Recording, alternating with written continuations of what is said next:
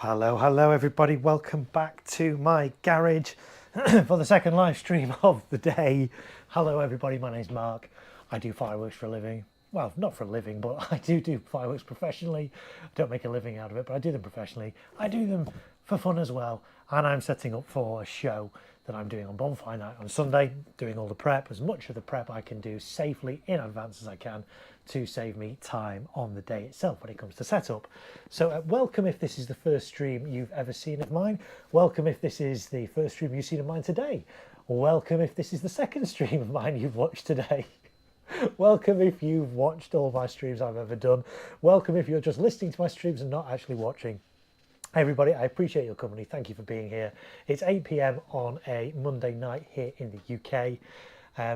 Kay Wilby is here and says, hi Marco. Veronica is here. Hi Great Marko, great to see you from Veronica and Todd. Hi Veronica and Todd, thank you for being here. Shimmer and Shine official channel says hi. John Surfbomb says, hey Mark. Hi John, thank you for being here. So what am I doing? What's this stream all about? So as I said, this Sunday I'm doing a firework display in Liverpool, a community display for about 300 odd people. I try and do as much of the prep that I can do beforehand, safely, in advance of that to save me time on the day. And in the stream I did a little earlier today, I set up a cake box. And I got to set up my other cake box. So we'll talk about cake box in a minute. Let's take all these out and we can kind of start again. So for the benefit of those who weren't here on my stream earlier, we'll go through what I'm doing. For those who were, bear with me for a few minutes while I do a quick recap. So cakes. These are firework cakes, a selection of Roman candles that are all taped together and all fused together. And that's why we call them cake. The technical term is barrage, but we call them cake. Cake box is basically a box with these in. So I have here, this is a drawer, a wooden drawer from a dining table that used to belong to my wife. It's since been dismantled and I've used various bits for various firework things. If you watch one of my streams last week, you'll see I used some of the table legs from that to make supports for Roman candles. And I've basically got a couple of the drawers from this table and made them into cake boxes. So what's the benefit of a cake box? So I can set up a number of fireworks here in advance, and then on the day I can literally put this in the firing site, connect a cable to it, and it's ready to go.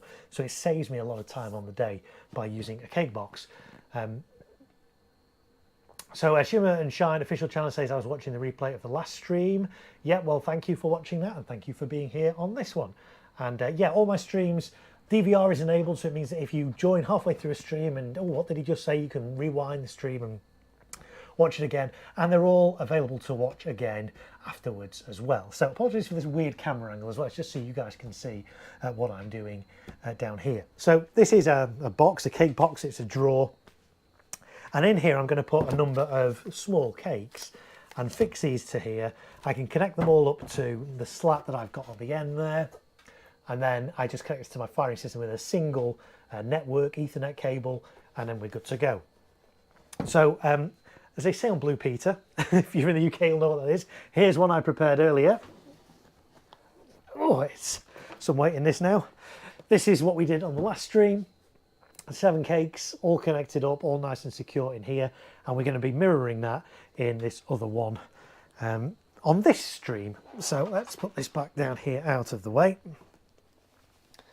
And of course, I'll be answering your questions and reading chat as we go, and hopefully we'll have a bit of fun along the way. So Luke is here. Hey Marco, guess this is what I'll be watching till 12:30 a.m. then.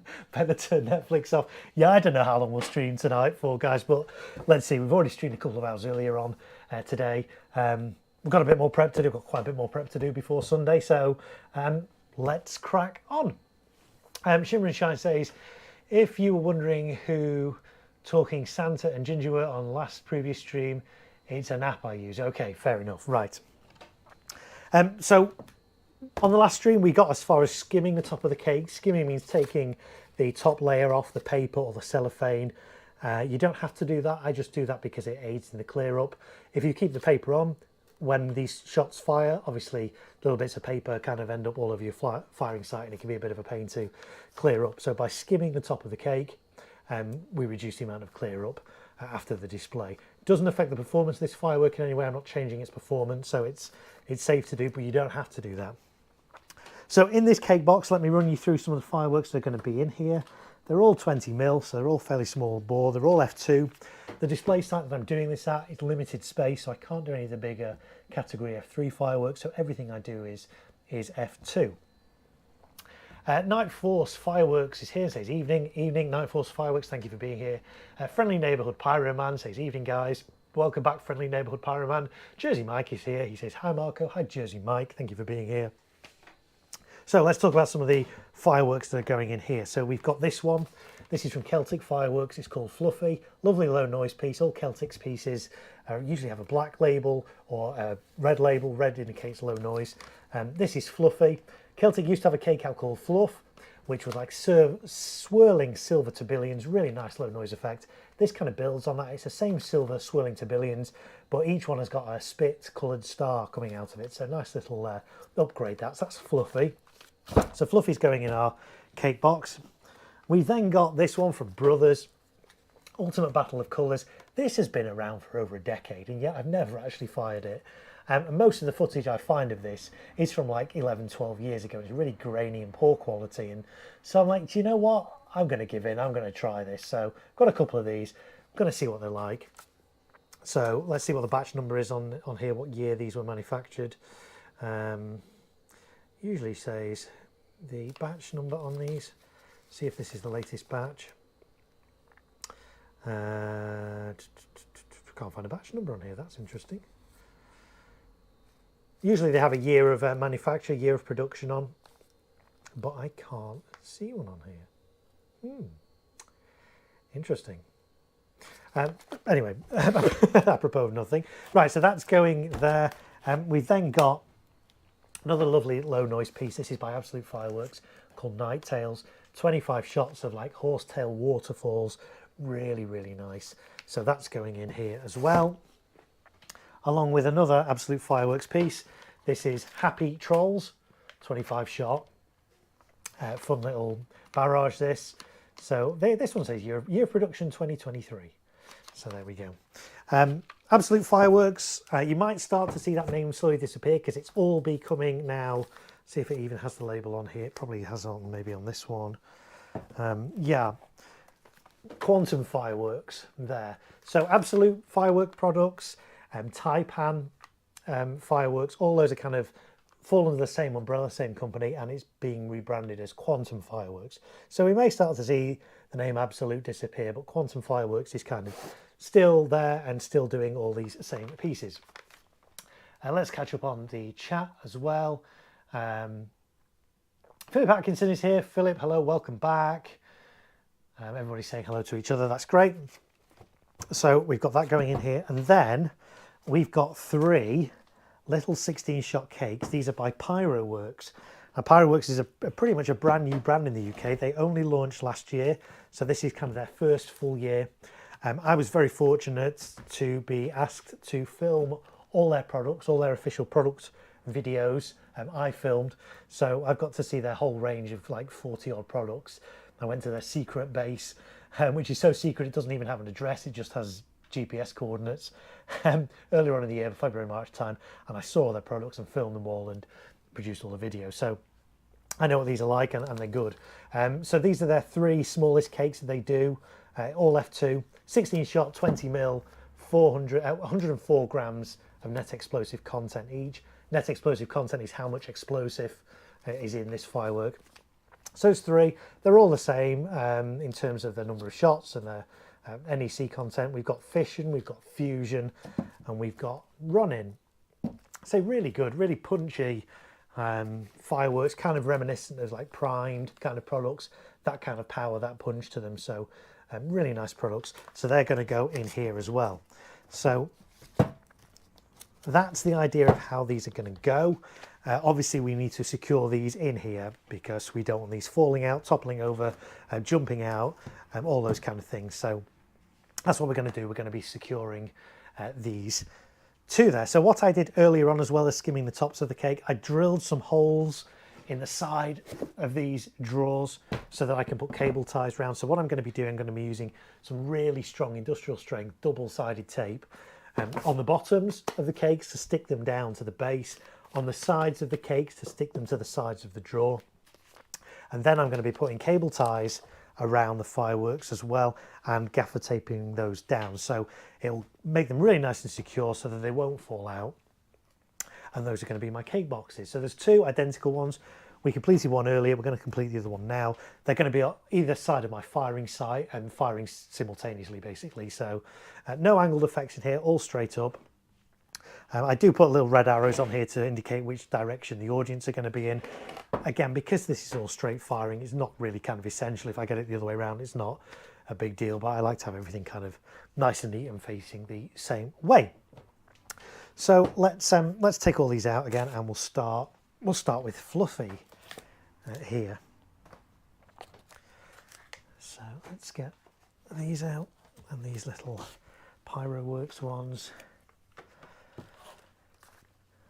Right, so Fluffy, so first thing I'm going to do is get my cable ties and just feed those through. If you watched my stream earlier, we tried to cable tie after we'd stuck them down, and it was actually a little bit tricky, so we worked out that it was better to at least start to cable tie loosely before we actually tape down. So we'll just put one through there like that, one through here like this.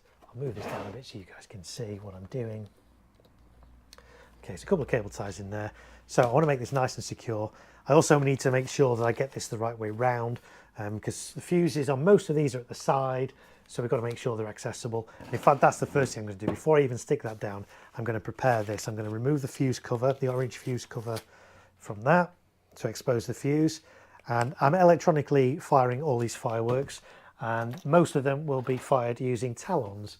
These little clip-on igniters here. There's a little bit of coil wire inside there that when you put a current through, burns really hot, glows really hot, and ignites the firework. These do burn through as well, so these are only single use. You can only use these once.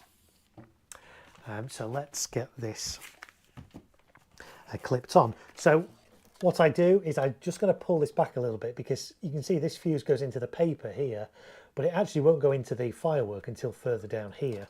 So this fuse, Visco fuse, burns at a rate of 1 centimetre a second. If I clip this on right at the end, it's going to be about 7 seconds at least between the time I fire this igniter to when the firework starts. I want to try and minimise that. Whilst I'm not doing a pyro musical, so timings on this are not kind of critical, I do want to try and make it as short as possible. So what I'm going to do is just very carefully just tease this fuse down through the paper, as you can see there, just until it gets down to where it enters the first tube. Again, I'm not pulling very hard on this. If you pull too hard, you could pull the fuse out of the firework, which I don't want to do. So I'm just getting rid of a bit of this paper around it, and there we go. So you can hopefully now see that's where the fuse enters a firework. So not up here where the fuse was coming out of the paper, but down here.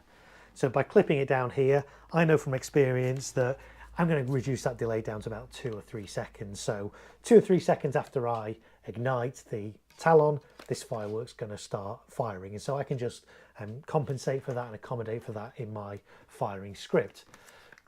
Luke says intrigued on how some of those smaller pyrowork bits form. Not seen any UK landed footage yet. Okay, so if you go onto my channel, you will find UK landed footage of pretty much the entire Pyroworks product range. I've even got a playlist with them all in. It's all landed footage. I filmed it earlier in the year, February, March time. So it's all genuine. I can stand by it and vouch for it. I filmed it all earlier in this year. So the official product videos for Pyroworks stuff from this year are my own videos, which Pyroworks are using with my permission, because they let me film all their stuff. Really good quality stuff. Philip says I must purchase some Pyroworks for next year. They look like a really good brand. Do you know what they really are? I'm really excited by them. I say they're the newcomers last year, so they weren't really known at all last year. I hadn't really.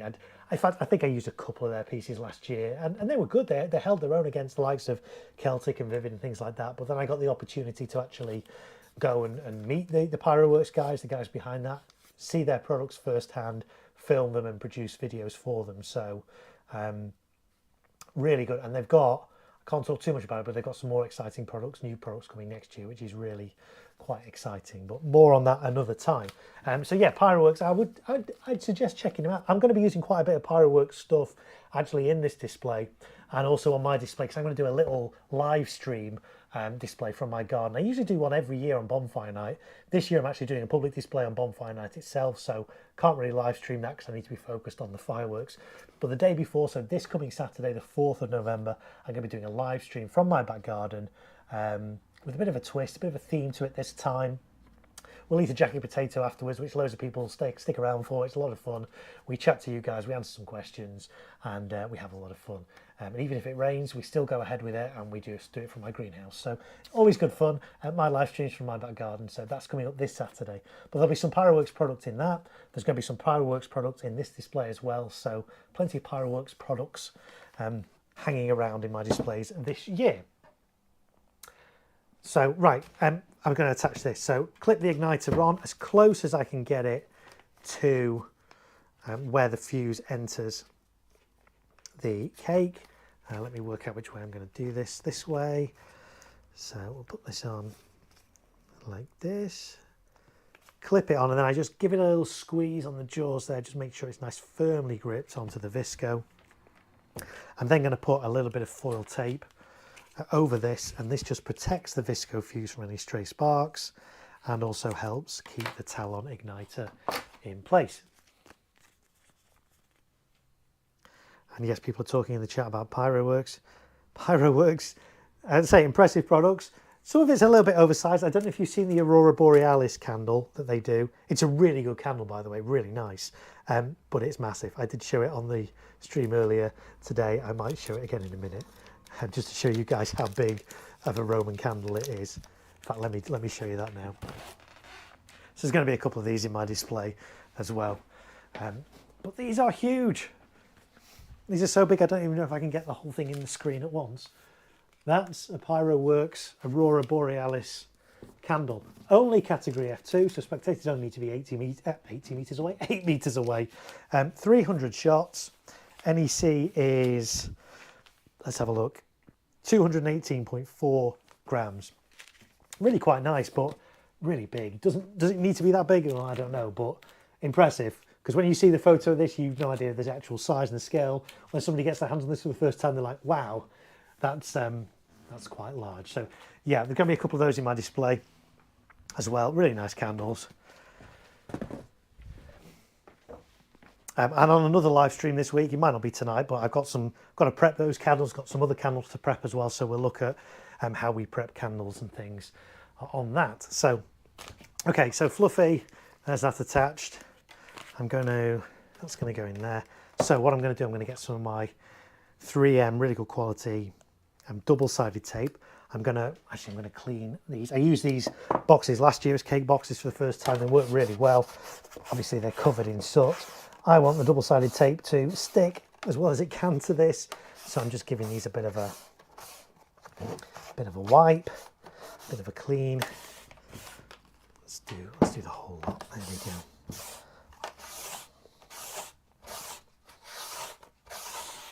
So I only put small cakes in these. I don't put anything big in. Reason being, again, this is basically just a drawer. So the base of this is only kind of, cheap wood. It's nothing particularly special. So if I was to put like a 30mm bore cake in here, there is a chance that it could. In fact, let me see have I got any wood I can show you that I did that on recently. Don't know where it is now.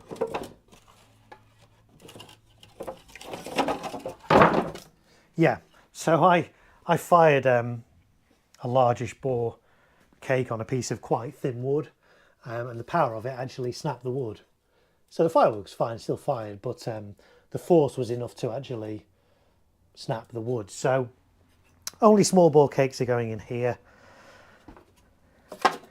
And as I say, this just aids setup time, but it also keeps the fireworks all nice and secure as well so that they can't topple over. Let's tip some of that rubbish out into my waste box there.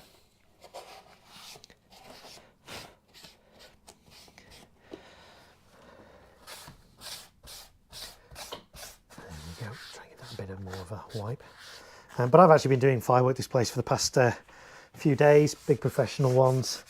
So I've been in fields up to my knees in mud, rain, wind, wet. So if you're thinking about going into fireworks, it's great if you love fireworks, but you need a lot of stamina because you're out there in all weathers, quite literally. Right, there we go. That's kind of about as clean as we can get it. Luke says, talk about overpackage. Yeah, do you know what I say? When we get around to prepping those, we'll open the top of that up and we'll have a look just how much is in there. But nonetheless, they are really good candles. Baby Peach says hi. Hello, Baby Peach. Right, okay, so we're going to put a couple of strips of this just on the base, like that. Move that down so you guys can see.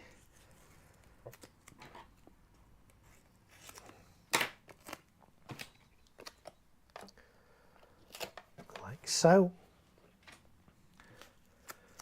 Didn't realise that candle was that big. Yes, it is massive, and of course you can't see the scale really when you see a product photo of it. Yeah, I was really surprised when I first saw it. I was like, wow, that's large, but it's good. Does it need to be that large? To say, I don't know if it does need to be that large, but it's still a good piece nonetheless. Quite often when you get pieces that are big, they're just full of air and they're not actually that impressive, but this is a good candle. I really like the Aurora Borealis candle. Again, there's footage of it on my channel if you want to go check it out. Just search Pyroworks on my channel or just search Aurora Borealis. Right, so we've got some tape now on the base of here, on the front, on the side there, double-sided tape. So I'm going to peel the backing off that, try and peel the backing off that. I have no nails at the moment because of all the work I've been doing out in fields the past several days doing firework displays, so just bear with me on this.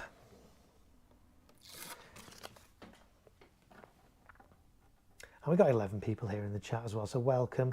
If you're just joining me, thank you for being here. Appreciate your company this Monday evening or whatever time of day it is in the world where you are watching from. I appreciate your company. I know some people just tune this on and don't actually watch it, but listening to it in the background, so big shout out to you guys as well. Thank you for listening. So we're going to put this fluffy cake here. We're going to try and get it right in the corner like that. So I'm pushing it down, I'm pushing it forward, so that's kind of stuck now on all four sides. That on its own is pretty, I mean, I can kind of tip that any which way and it stays pretty much stuck there, but I'm going to go one stage further because that on its own is not enough to support that cake. So I've got the cable ties in that you saw me put in a little while earlier, so I'm going to join those together. So yeah, I drilled through the sides of this drawer so I can put cable ties around. Now you have to be really careful when you cable tying cakes so you don't do them too tight. If you over tighten cable ties around tubes, you run the risk, because these are only cardboard, you run the risk of actually choking the tube at that point, and that can prevent the lift inside from actually not lifting and exploding in the tube and destroying your whole firework and anything in the close proximity to it. So cable ties are okay to use on cakes. Do them tight, but don't do them over tight. All the other cakes that are not going to be, because I've got these two cake boxes, all my other cakes in this display are all going to be staked with a stake in front and taped around with gaffer tape. I tend not to use cable ties where I can, but for here I'm using cable ties in this box. What's going in the box? So yeah, just rewind the stream. So we did talk briefly about what's going in the box. 7 different fireworks are going in here, all category F2, so all technically garden fireworks with an 8 or 15 meter safety distance. I had to actually change one of the fireworks I was going to put in here. I was going to put in a brand new firework for this year from Brothers called Head Games. Looks really good. Looks quite similar to Moves Like Jagger, which is a new one from Celtic. That's a review of that's on my channel with landing footage, and this one looked quite similar. Really like this one. I was going to put this in here, and then before I started streaming this afternoon, I realised I can't, because it's category F2. Now, category F2 normally means you need a spectator distance of either 8 metres or 15 metres. And Cat 3 normally means you need a spectator distance of at least 25 metres. This is Cat 2, but it says spectators must be at least 25 metres away, which is a bit kind of unusual. So let me show you the label on this. So Cat F2 there, and down here, spectators must be at least 25 metres away. So that's a bit of a strange one, but because of that, I can't use this because where I'm doing this display, the limited space, so I can't do anything Cat 3 that requires 25 metres. I thought I could do this because it was F2, and I assumed the safety distance therefore would be 8 or 15 metres. When I came to read the label today, it said it's metres away, which is really unusual. I've not seen that before on a Cat 2 product, so, but a bit strange. But I say, as a result of that, I've had to strike that from my show. So we got rid of that and we replaced that with another firework. So that's why it's always really important to read the labels on these things, and not just, you know, you go on a manufacturer's website or a retailer's website, the information on there might not always be correct, because on all the websites, I did go back and check this afternoon on all the retailers' websites I could find, that Head Games one is still listed as F2 with an 8 metre safety distance. It is F2, it has a bigger safety distance than 8 metres, so there we go. Luke says, had my first pro display Friday and I underestimated how much work the setup and clear up was. I was back getting good work. Yes. Yeah. This is the thing. I mean, you know, people go to firework displays and see these lovely firework displays, but they don't always realise the amount of work that goes into it. The display I was doing on Saturday took us 3 days to build. It was that big. There was close to 3/4 of a ton of explosives in it. And we started the show fired at 8. We started de-rigging about 8:30, and we were still de-rigging about 2:30 in the morning in this field that was completely waterlogged, muddy, boggy. You know it's bad when tractors are getting stuck in the mud. You know, when tractors are getting stuck, what chance have you got? So yeah, fireworks are not always glamorous, and you need a lot of stamina and a real kind of heart and passion for doing it to be able to put up with those conditions. So. Shimmer and Shine says, funny thing, I'm eating a jack potato with cheese and Bonfire Night. Yes, I will be doing the same on my stream on Saturday. Right, let's get this cable tie on around here. So again, tight enough that it does a job, but not too tight that it's going to choke the tubes on the cake. So there we go, that's nice and tight around there. I'm going to cut off this little bit of excess on the cable tie here, like so, and we'll cut off the excess here. See if we can just get a little bit tighter. There we go. Cut that off. And then the final thing I'm going to do, I'm just going to put a bit of gaffer tape, duct tape, whatever you want to call it, just over that cable tie, because even when you cable tie something like this could still jump out of that cable tie. So by gaffer taping the cable tie onto the cake, we're just giving that extra support, if you like, that extra mitigation to stop the cake from jumping. So just a little bit of tape across there, like so. And it doesn't matter if that's a bit too long, goes onto the sides as well.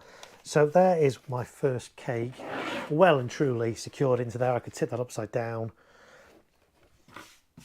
No problem at all. So there's Fluffy. Friendly Neighbourhood Pyromancer, are you going out on any more? Horrible doing them back to back. Yeah, I did. I did one on Wednesday night at a primary school, and then Thursday and Friday all day in a field, setting up for Saturday night de-rigging. Setting up for these ones next week. So I say I'm doing one in my back garden on Saturday. This one I'm preparing for now in Liverpool on Sunday. I've then got another one up in North Manchester, I think on Tuesday. So yeah, I mean it's pretty busy.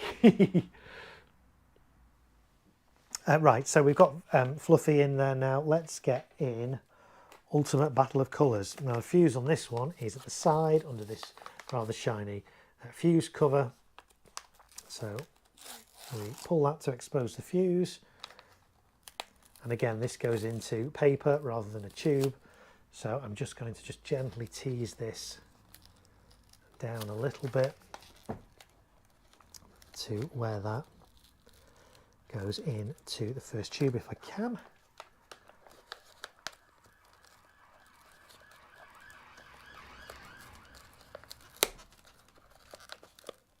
That's good. So I'll get my Talon igniter. I'm just using 50cm ones here because these are all going to attach. Everything in this cake box is attaching to this slat that I have on the front of it.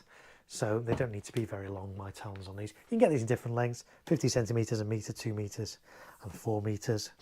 Obviously the shorter they are, the cheaper they are. So let's clip this on to the side of Ultimate Battle of Colours. Like so. We'll get some foil tape over that to hold it in position and protect the fuse.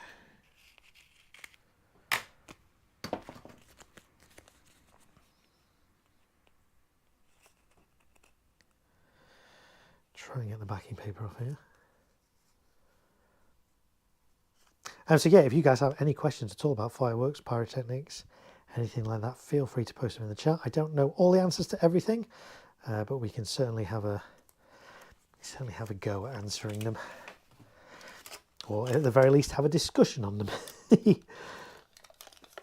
So a bit of foil tape over there keeps that all nice and neat and secure, and then this is going to go in there. So before I do that, I'm going to put my cable ties through first.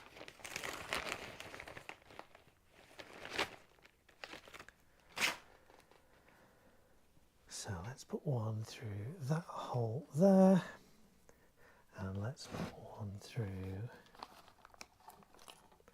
here. Join those together there. Right, let's get some double-sided tape on the base of this where this is going to go. In fact, actually, let's just do it because this is an odd shape. I'm going to put the double-sided tape on here. Again, you can't rely on double-sided tape alone, especially not on the bottom of the fireworks, because this is effectively just a piece of paper. So I'm just sticking this onto a piece of paper that can easily rip off. So this is just to help minimize the movement, the recoil from these. As I say, these are only 20mm tubes, so there's not going to be a massive amount of recoil from these, but even so, you want to try and eliminate that so that all these cakes stay nicely in this cake box as the firework fires. We'll then work out where we need to put, it's a bit of an odd shaped cake this, so not the oddest shaped cake, there are some really obscure shaped cakes out there, but this one, let's work out where we need that. We need to put a piece of tape there and a piece of tape there. So it's only 12 shot this. There is some weight in it, but again, that's because in the centre of it, they've actually sort of put cement, concrete down in the middle of that just to give it some stability. So that's not actually the firework itself. The firework tubes are there, 12 of them. That in the centre is basically just a weight, just to keep this in position to prevent any movement of this when you stand it up. So we need a piece of tape up this side of the box.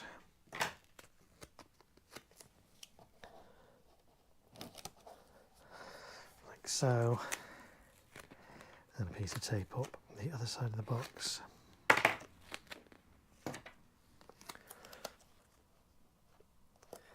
Like so. Right, so let's peel the backing off. Try and peel the backing off these tapes without peeling the whole thing off.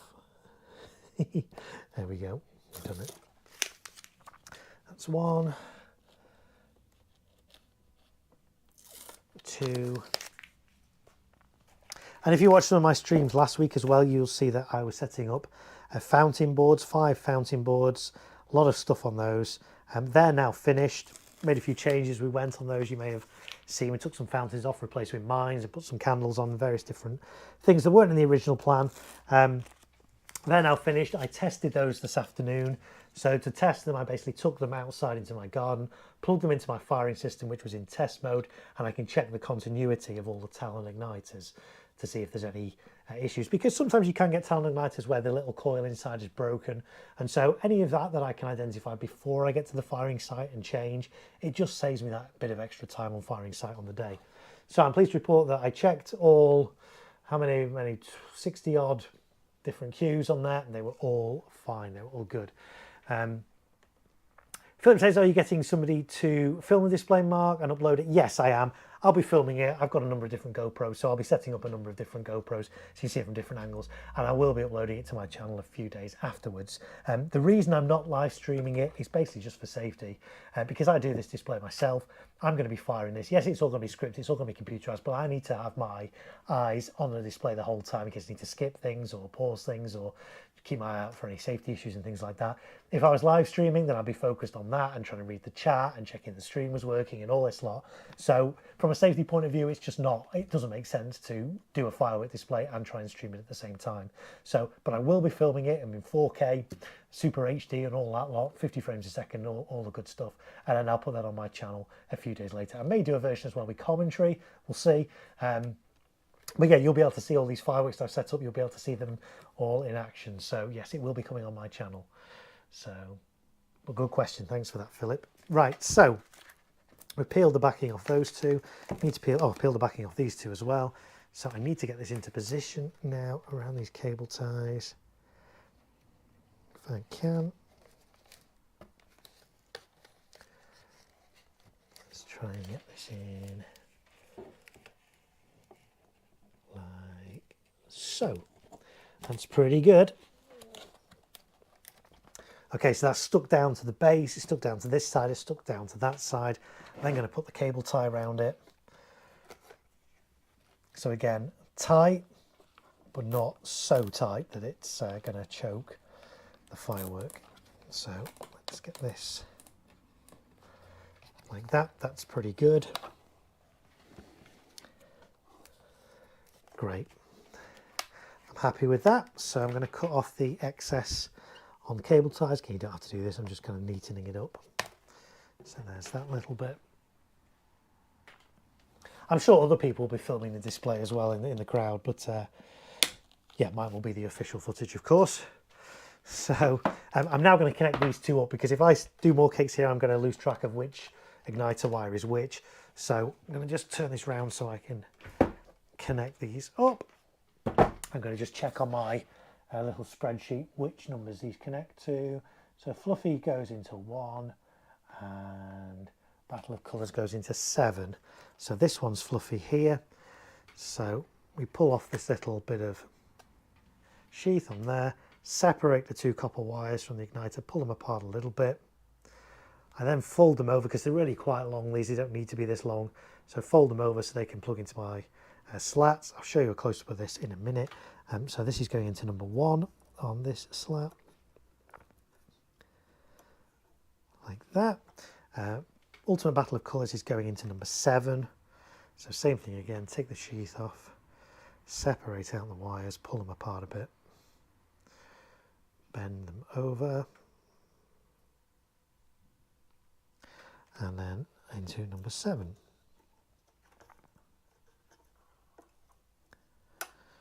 Like so. So if I turn this around, you guys can see what I've just done. So I'm connecting them up to my slat. 12 channels on this slat, so it means I can fire 12 different cues of fireworks. I can have multiple fireworks on the same cue and they'll all fire together. There's going to be 7 fireworks in this tray, in this box, in this drawer, and they're all going to connect to that. So all I need to do when it comes to the display date, put this on my firing site, connect it up to my firing system with a single cable, and it's good to go.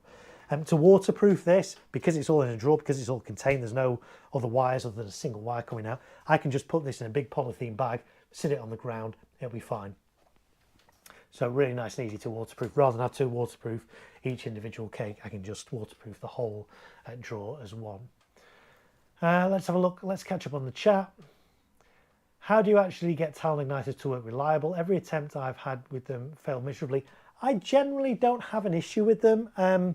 I think on my display last year I had 3 fireworks that didn't ignite, and that's out of maybe, I wouldn't like to say 200 odd maybe. I had 3 failures. The fact is, you're always going to get failures. Even on the big professional shows, you're always going to get failures. Even if you don't use Talon, you use E-Match, there's always going to be failures. You've got to kind of live with that and accept that. How can you make sure your Talons are reliable? Buy them from a reputable supplier. You can get some cheap ones that are not very good. Test a few. If you buy a new box, it's always worth just testing 1 or 2, just make sure they work. A few little things you can do to improve ignition. If I get a bit of, here's a little bit of visco. Here's a little bit of visco fuse. So this is what the Talon igniters clip onto. And sometimes the Talon, sometimes the visco fuse has like a lacquer on it, has a little bit of a sheen, a lacquer. What you can do is actually, if you just take the fuse on your firework, you just bend it back and forth a little bit, you'll see on here what I've done. So I've basically kind of loosened that up now. Can you see that there? If I clip the Talon over there, there's better chance of ignition. So it's not going to burn through the lacquer. It's got that, you can see where that join is now, that little kind of bit that I've, where's the camera lens there? I don't know if it'll focus on that. Clip the Talon right over that point where I've just waggled it back and forth a bit. That will certainly improve your chances of igniting the visco. So I hope that helps. As I say, it's a shame that you've not had them work reliably for you, but I generally don't have a problem with them. But so that's one tip. So make sure you say the fuse, bend it, waggle it back and forth in a certain place a few times to break that lacquer, and then clip the Talon onto that. The other thing to do, and you will see me do it, don't just clip it on and then squeeze the jaws closed with your fingers. Make sure there's a nice good contact with the fuse, and then you should be okay. If you're still having issues, it might be your firing system. It might be your voltage on your firing system is too low, your wires are too long, you're trying to run too many Talons at once. And of course, the other thing as well, we did talk about this on one of the other streams last week, is that Talons, you should always wire them in parallel if you're using multiple. If you've got multiple fireworks on one channel on your firing system and they're all off Talons, you need to wire them in parallel. If you wire them in series, you will have failures. The reason being is because, as I said earlier, inside the Talon clip, there's a little bit of essentially fuse wire. It's actually a coil. But when you put a voltage to that, it glows red hot and it actually burns through, which is why you can only use these once. Now, if you've got these in a series circuit, once one burns through, the circuit is broken. So the others in that circuit are not going to fire.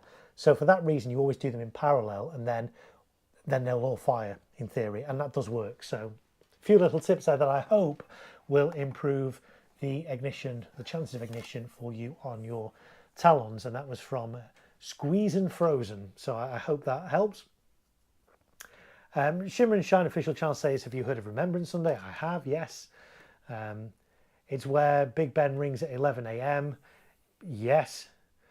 Great stuff. I can't wait to see a complete display of F2. Yeah, I mean, there is enough good product out there now, F2, that you can do a pro level display using just consumer F2 stuff. And on this site that I'm doing it, because the audience are fairly close, it actually works really well. If your audience were going to be 100, 200 meters away, yeah, F2 stuff, you probably need to go up to F3. But when your audience are closer, actually, there's some really good F2 products now, really good F2 products, that you can do a pretty good display with them. So, I say everything in this display is F2. There's a good couple of hundred items. I haven't actually counted. I should tot it up on my spreadsheet in this display. So I think we worked out the NEQ on this show is about 10 kilograms, give or take, which for F2 is actually not bad. So Mark is back. Mark Guitar says, evening all. Evening, Mark. Thank you for being here. We're doing some more cake boxes. So we've got 2 fireworks done so far, and we've been streaming 44 minutes just coming up to now. Okay, next let's do Night Tails. Now Night Tails, if you saw on my stream earlier, it has a main fuse and a reserve fuse.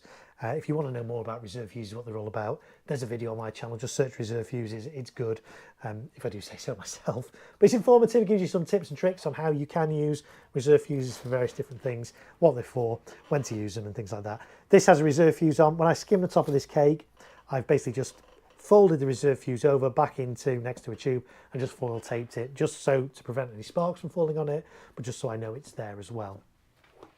It is a bit unusual to see a reserve fuse on a firework this small. You tend to get them on bigger fireworks, larger barrages and compounds. But yeah, Night Tales by Absolute Fireworks has a reserve fuse. I don't need it in this display, and because I'm electronically firing it, it's of no use to me in this display either. But I'm not going to cut it off. I've left it there so that if, for whatever reason, the talon fails on this particular firework, or it only half goes off, whatever, I can, this firework is still usable via the reserve fuse. So we probably need to orientate that way. Let's see where my... now I thought I had drilled... Have I done the holes on the other side on this one? I think I have. Okay. Might need to drill a few more holes, people, because I've done this the other way round. On my other box, I kind of mirrored it. So that was on this side, that was on that side. But it's all straight firing, so it's not going to make any difference at all. But I might need to just drill a few more holes to get this on this side because it fits in better over here. Well, says I found out about series talons the hard way, involving leaping into the midst. Yeah, yeah. So as a general rule, I do E-matches in series and I do talons in parallel, and I've never had any issues doing it that way. Because talons, once you've ignited them, they break the circuit. E-match, once you've ignited them, the circuit is still there, so you can do those in series. Right, I need to drill a couple more holes. Well, one, yeah. Making sure that I don't drill into any fireworks, obviously, so I'm going to take fireworks out in order to do that. Let me just work out where these holes need to be now that I've done this box the opposite way round to how I was going to do it. There's a fuse on that, so I'm going to need one there. I'm just going to put a little red mark on that there. I'm going to need one there. One there, possibly one there, like that. Okay, let's get these well out of the way. Turn this on its side so I can drill these holes. So we're going to do one here.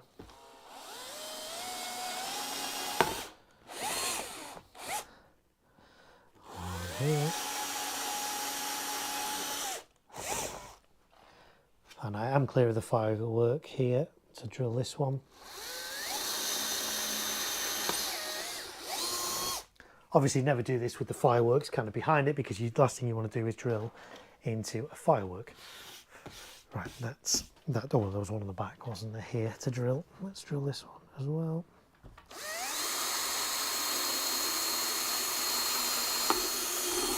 There we go.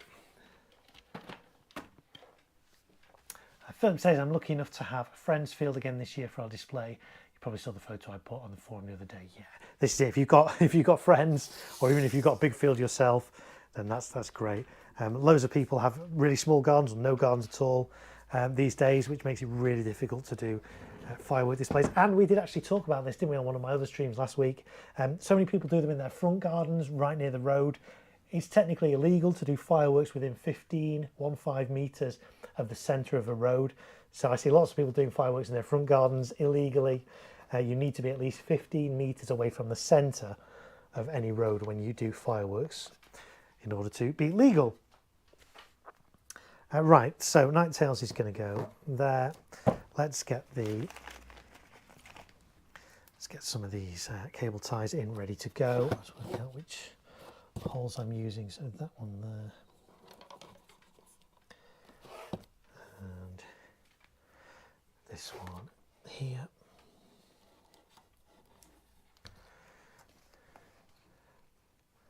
We'll put that through a little bit like that. Okay, right, we're going to put some tape on the bottom of here, a couple of strips. This is 50mm wide and double-sided tape. Kind of works quite well. I find on most fireworks just 2 strips of it.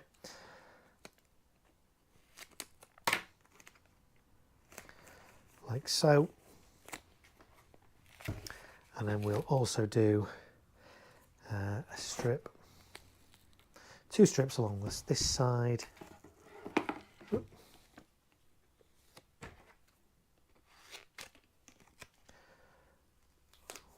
that, and the other like this. Okay, so that's good. That's ready to go into there and up against that. So let's take the backing paper off and this. Luke says, I know you want e-match on your live streams, but I'm intrigued if I fear from going into the first tube will fade over time. I'm still yeah. So I don't really show e-matching on my channel only because, and I hope you guys can appreciate this, obviously this is YouTube, anybody can watch it, children can watch this, kids can watch this. My streams are always family friendly, by the way. You won't hear any bad language or anything inappropriate. They're suitable for the whole family to watch. But I'm not going to show you techniques that I consider to be specialist techniques that really only pro people should do because of the risks involved. So I do sometimes talk about e-matching, but I won't actually demonstrate or show you e-matching for those reasons. And I hope you can understand that. But all I would say, Luke, obviously, if you are e-matching, just make sure you do it outside. Don't do it inside. And really only do it on the site that you're firing at. Don't do it in advance. Those would be my two little tips on that. Some of the items in this display will be e-matched. The vast majority is going to be on talons, but there's a few things that I do want to ensure that they fire simultaneously and on cue. So for example, my very first firework in the display will be e-matched, only because the audience do a countdown, from 10, 9, 8. It's quite challenging to get that spot on if you're using a talon. Whereas if I e-match the very first firework, then I know that when they get to 0, the firework's going to go. There's a few other bits as well that I say I want to fire simultaneously, but the vast majority of stuff in this display is going to be on talons, just because it's easier. It's not a paramusical I'm doing, so I'm not that fussed about the timings of the vast majority of stuff. Let's get that in there. That's good. And it means I can do a lot more prep beforehand. If I was to e-match all these, I mean, if you saw my other streams of the amount of stuff on those fountain boards, if I was to wire that all up on site on the day, it would take me hours. So the more I can get done in advance, the better. And talons allow me to do that because they're safe, or safer, should we say, than e-match. So, right, let's get this cable tie on here. I have a feeling I need 3 here because I don't think 2 quite reach. So let's get a third one on.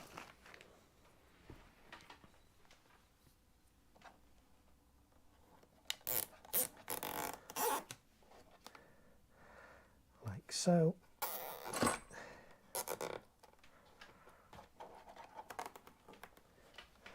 Get this nice and snug around this cake.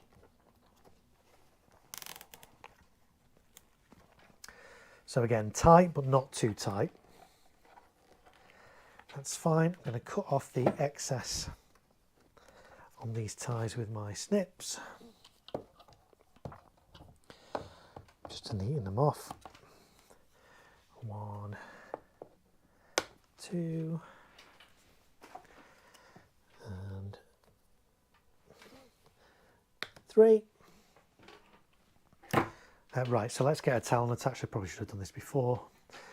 Let's get this attached. So I think I'm going to do this one this way.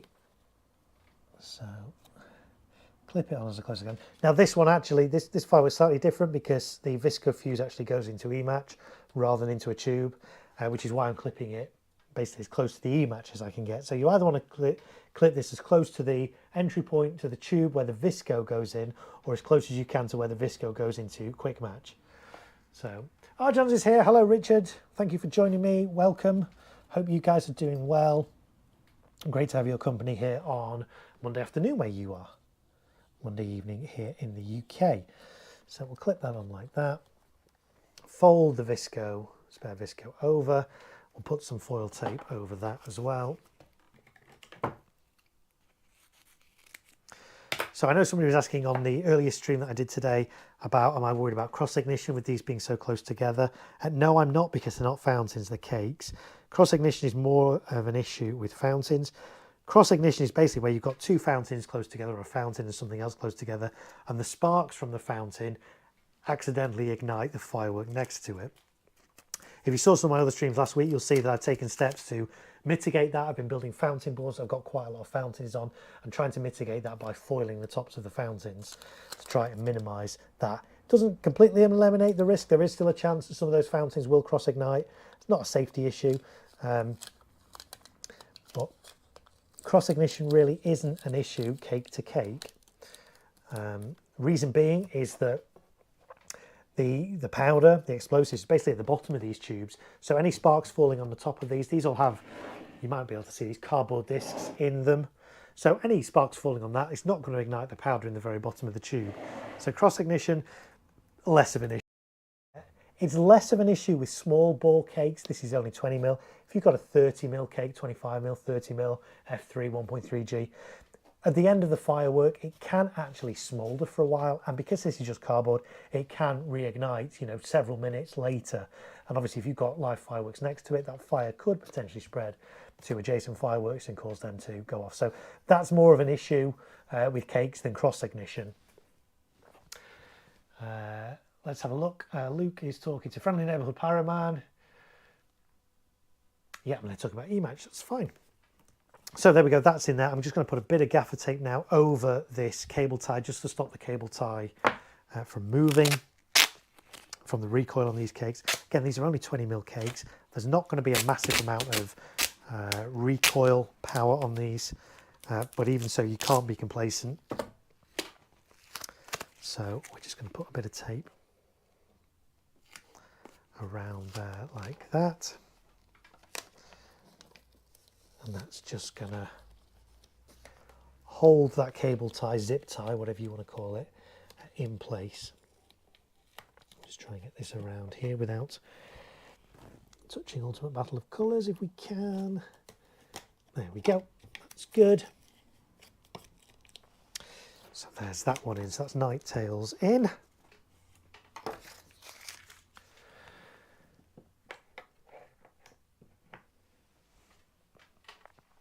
Okay, so Happy Trolls is the next one. This one as well has a reserve fuse. The fuses on these ones are at the side. So normally when the reserve fuse is on the top, I will bend it over and foil it to keep it out of the way. This is already behind a paper cover, and the reserve fuse is going to be right at the back here anyway, so it's going to be right up against here. So I don't really need to put any additional protection over that reserve fuse, so that's fine. I do, however, need to try and expose the main fuse a little bit more. So bring it down, just tease it down very gently to where it enters the tube. I think it's pretty much there. That's good. Let's get another Talon.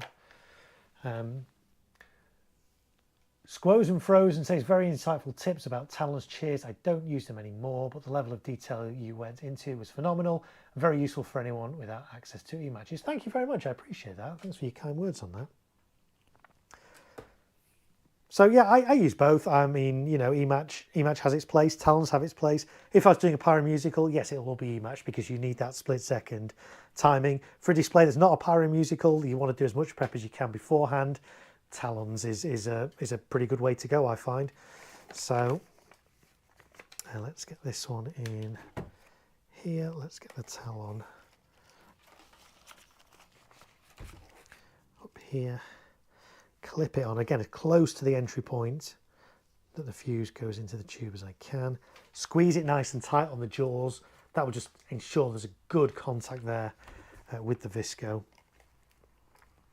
And then I'm going to foil this.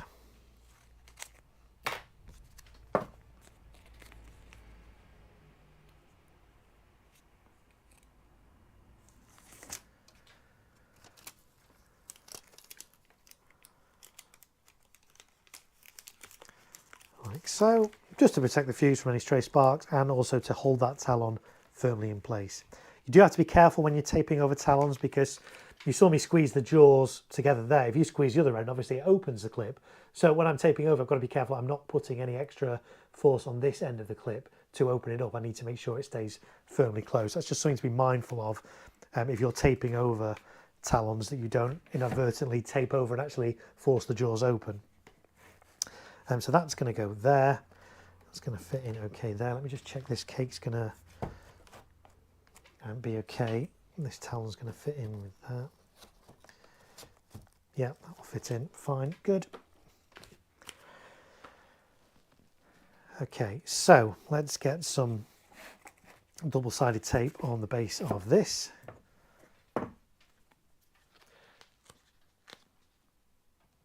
Mark says, is there a quick fuse on the reserve fuse of night tails? If so, you could chain them without massive pauses. It did look like a quick fuse because it was pink. And it looked like it didn't. So the main fuse kind of went into quick match. The pink one didn't look like it went into pink match. So you could potentially, and that's to say, I have done a video all about reserve fuses, and we do talk about you could potentially use reserve fuses to daisy chain fireworks. So yes, you could potentially use that in that way. So let's get a couple of pieces of tape on the bottom of here. I know people like glue fireworks to boards and hot glue guns and all those kind of things, and they're absolute pain to get off. I don't bother with any of that. I find this tape works well just to stop any kind of lateral movement, and then cable tying works just as well for these. So a couple of pieces on the side, on the bottom there. I'm going to do a couple of pieces on this side. I need to remember to put my cable ties through before I try and stick this.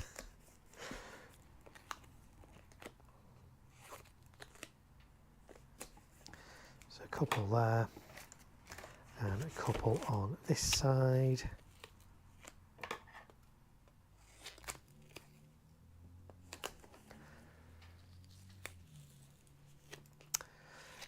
Friendly neighbourhood pirate. Well, I'm going ahead in the chat here. Squares and Frozen say, random question, but did you go to many of the competitions this year as crew or just in the crowd? If so, were there any displays that blew you away? I did crew on the Firework Champions event at Arley Hall this year. We didn't win, but I crewed on that one. I also went to the Festival of Fireworks in Catton Hall, which is not a competition, it's a showcase display, but there was some nice displays in that. Illusion did a phenomenal display in that. So yes, I've been to a few displays this year. I've crewed on a few displays, competitions this year. So yeah, it's all good. Didn't manage to make it to Southport this year. I've been to Southport in the past for the British Musical Firework Champions. This year they condensed 3 nights into 2, and then the first night got rained off, so they crammed all the displays into night 2, which would have been an epic. I did try and get a last minute ticket, wasn't able to. That would have been epic to see 6 displays, 6 professional firework displays on the same night.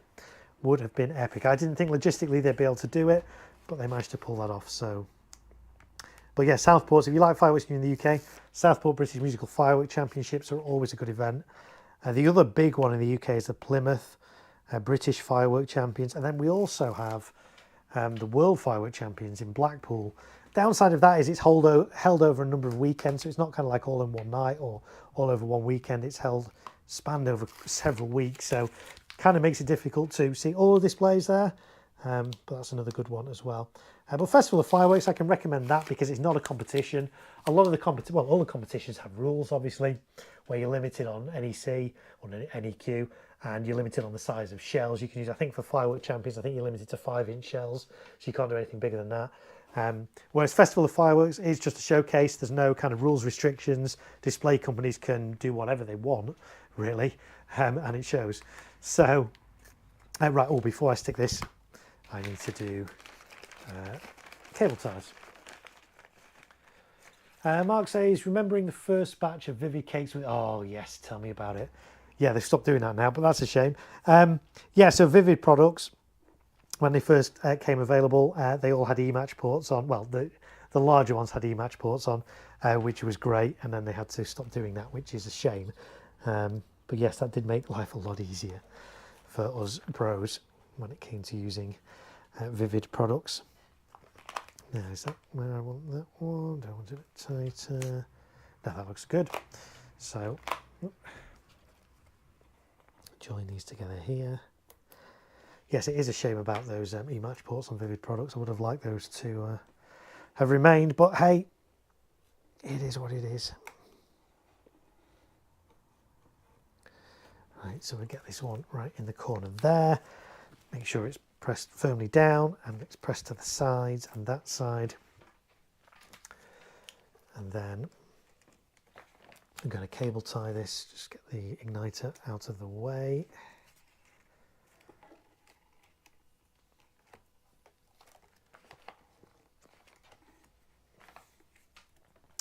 And then I think we need a third cable tie on this one as well. I was at Southport this year, say Squoze and Frozen, it was indeed epic. Yes, I would have liked to have seen that this year. It is a shame they condensed it down though from 3 nights to 2. It used to be good when it was 3 nights. You get 2 displays on the Friday, 3 on the Saturday and 2 on the Sunday. So you get 7 displays over the weekend. They reduced it down to 6 this year, so they only made it 2 nights, which was a shame. But then, yeah, first night got cancelled and they put everything on the second night, which would have just been absolutely epic. So a bit gutted I missed out on that one, but it is what it is. Right, there we go. That's nice and tightly on there, but again, not too tight. We're going to cut the excess off with my snips to neaten it up. Sorry, Parent, I've missed your, I missed your previous comments. I apologise for that. Have you got footage of Gemstone 3 Gems box being fired? I haven't. I've got one at home, but I don't mind. Yeah, so I actually fired those last year. I have actually, in fact, just to prove it, there's the box from 3 Gems. It's been renamed this year to, what's it called this year? Is it 3 Wise Men or 3 Kings or something? It's essentially the same, 3 Gems. Actually, not bad. It depends on the price you pay for these. I got these on an absolute bargain last year. I think it was 15 quid for 3 16-shot cakes, which I thought was an absolute steal. So there is footage of these. When did I fire these? Did I fire these on Bonfire Night? Or did I fire these New Year's Eve? I'm trying to remember now. On one of my streams, it will have either been Bonfire Night stream from last year, excuse me, or New Year's Eve stream from this year. Well, last year into this year, I fired them all in them. They were good, actually. I was impressed with them. But again, it does depend on the price. I wouldn't have paid that much more for them. Because I say I have seen them this year, but they're about 20, 30 quid for a box of 3, whereas last year I got them for 15. So, but they're good. They're all right. They're okay. So apologies for missing your question on that. But yeah, thanks for the prompt. I will always, never ignore stuff in the chat. I will always come back and read it if I missed it. Just prompt me. So... let's have a look. Bulletproof Mum says, I always look out for the Illusion ones. Their paramusicals are amazing. Didn't go to any this year. Just didn't come together with dates, kids and money. Yeah, that's it. Looking forward to next year. Yeah, Illusion's fireworks are really good. Carl at Illusion puts a lot of time and effort into his displays and it shows. They are really good. And I say the one they did at Festival of Fireworks this year, if you get to see footage of it, I'm sure there'll be footage. Did I film footage of it? I filmed footage of it. It's on my channel. You'll see Illusions. I just had to think about that for a minute. Yeah, Illusion, if you search on my channel for Illusion or Festival of Fireworks, you'll be able to see their display from this year. It was epic. The only drawback with Festival of Fireworks this year is there was 0 wind. Now, you always need a little bit of wind, ideally, with fireworks. Not too much wind, because it can ruin your effects in the sky or blow smoke and debris to the audience. But 0 wind is really bad, because basically the smoke just lingers. So Festival of Fireworks, there was 0 wind. The smoke lingered so long they had to leave about 40, 45 minutes gap between consecutive displays. So that was a bit of a downer, but they did an amazing display. Right, so I'm going to put a bit of tape over the cable tie on Happy Trolls. Again, this is just to prevent the cake from jumping out of its cable tie support, really. But also the double-sided tape on the bottom and the sides will help to mitigate that as well. Right, I'm going to connect these two up before we lose track of what they are. So I'll just turn this round. Oh, I should probably cut the excess off this cable tie as well. Candy Mom 15, Cynthia's here. Marco, what time is it for you? It is 9 minutes past 9 in the evening here in the UK. But thanks for joining me. I appreciate your company. Friendly Neighbourhood Pyroman said, yeah, I paid similar, I believe. Yeah, so I say 15 quid for 3, well, 5 quid a cake, isn't it? £5 a cake for a 16 shot cake. Pretty good. There's actually quite a lot of powder in the box of 3 gems, or I think it's called 3 wise men or 3 kings or something. Yeah, 20mm tubes. The powder in the whole pack, though, 326.4 grams in that pack. So actually, these are really good for the price. I really rated them last year. They do a bigger pack as well. They do a 4-pack that's called, I think this year it's either called 4 Seasons or something like that. I think last year it was called 4 gems. They had 3 gems and 4 gems. This year I think it's like 3 wise men or 3 kings or something, and 4 seasons. But it's exactly the same. They just repackaged it. So Candy Mum says, I know you'll go to 2 a.m. Yeah, well, we'll see. We'll see how far we get tonight with this. This is my second stream today. I did a shorter stream. Well, I say shorter stream. I did 2 hours a little bit earlier. We've been going 1 hour and 10 minutes. So actually, technically, that was the longest stream at the moment. But we'll see how far we go tonight with this. So Night Tales and Happy Trolls. Let's see where they are going. So Night Tales is going into 3. Let's make sure we get the right one. So pull that sheath off, separate the wires.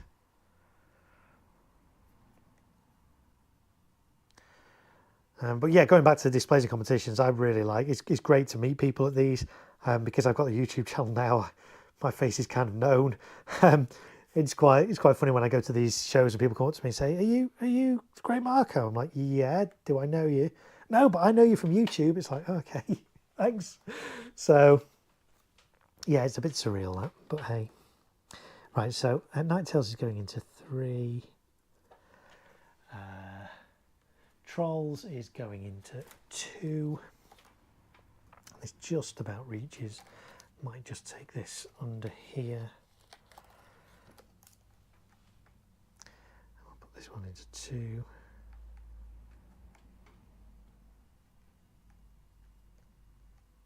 But yeah, I mean, I don't do this channel for the celebrity or fame or to get recognised. I just do it because I enjoy it, and you know, you guys enjoy my content as well, and so I'll keep making content as long as you guys still want to watch it. So there we go. So that's in 2, we got that in 3, that's good. Right, let's turn this back around. Turn the box around. I sang that on the earlier stream. I don't know why.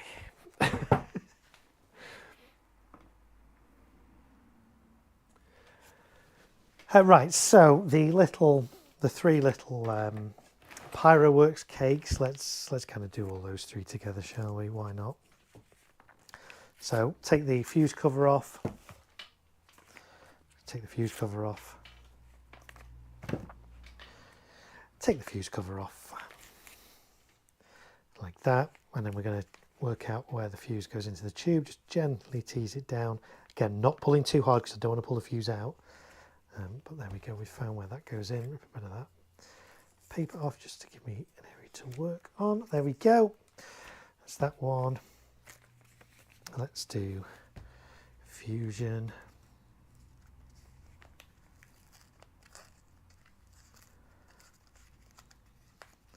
That's going in there, like so. Bottoms up, sides in, top down, yes. Anybody that's tuning in now be thinking, what? When we did some cake prep on my other stream, on one of my other streams last week, it was the way we did the cling film. I've got some more of those cakes to do in a bit if we get onto those in this stream. So we'll have some more bottoms up, sides in, top down a little bit later on. Not guitar, so you have 250-ish shots to left and right. So yeah, I need to work out exactly how many shots. Hang on, let me see if I've got it on my spreadsheet. Work out the shot count of this display. Let me have a little look.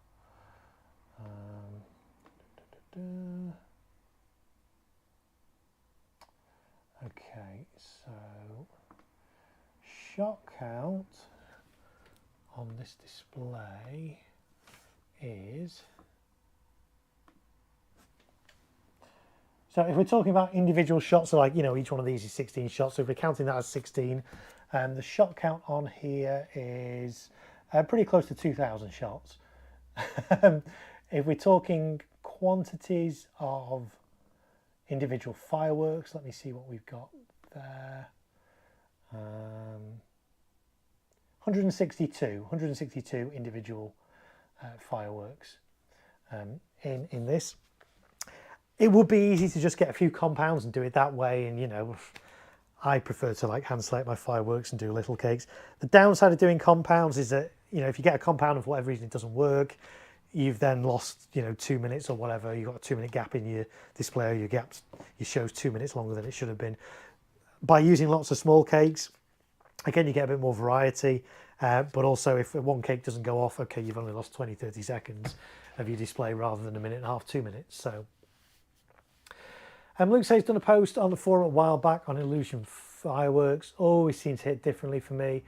It's a different level of passion that shines through from anything that Carl designs. Yeah, absolutely.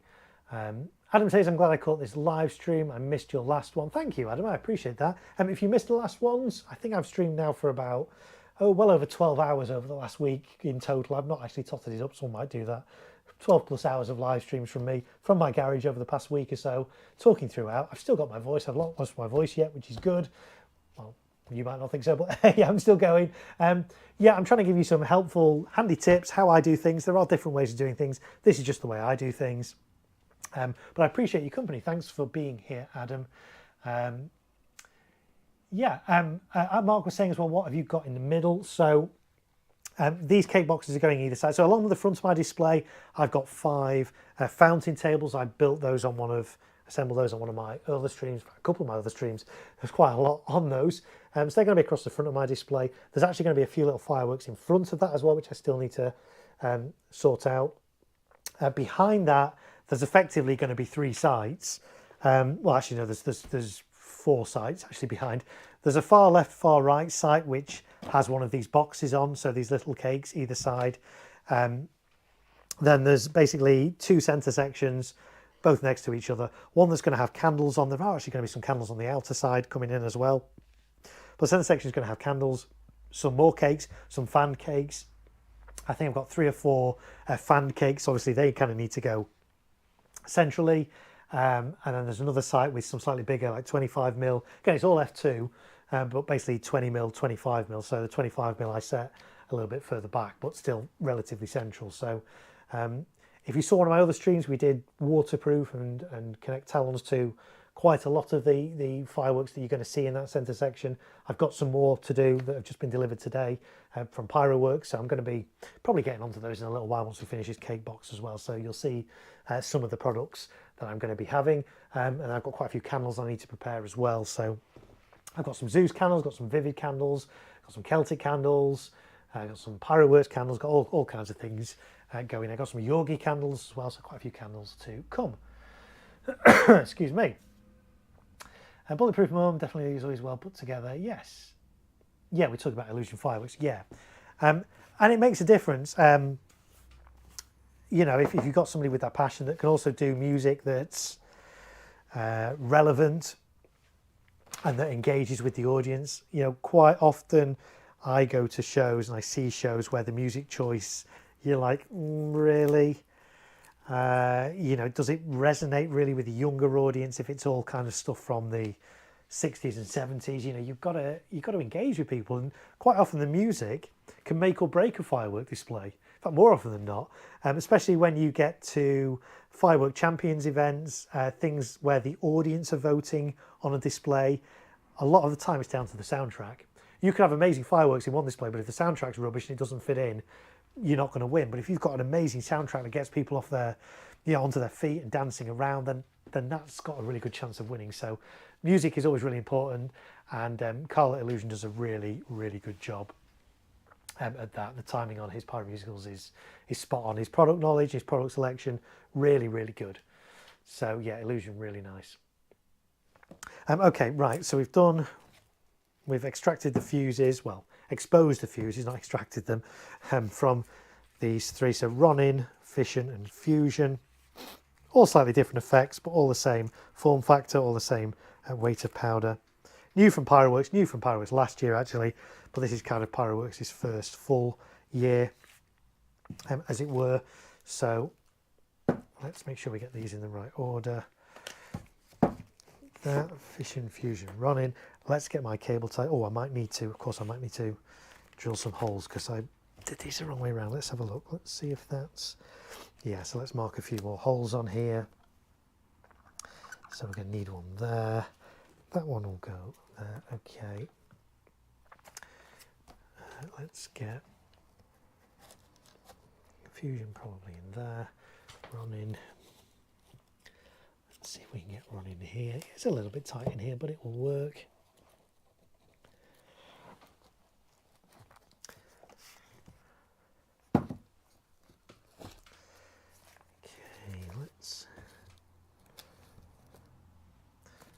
Kind of fits in quite nicely there.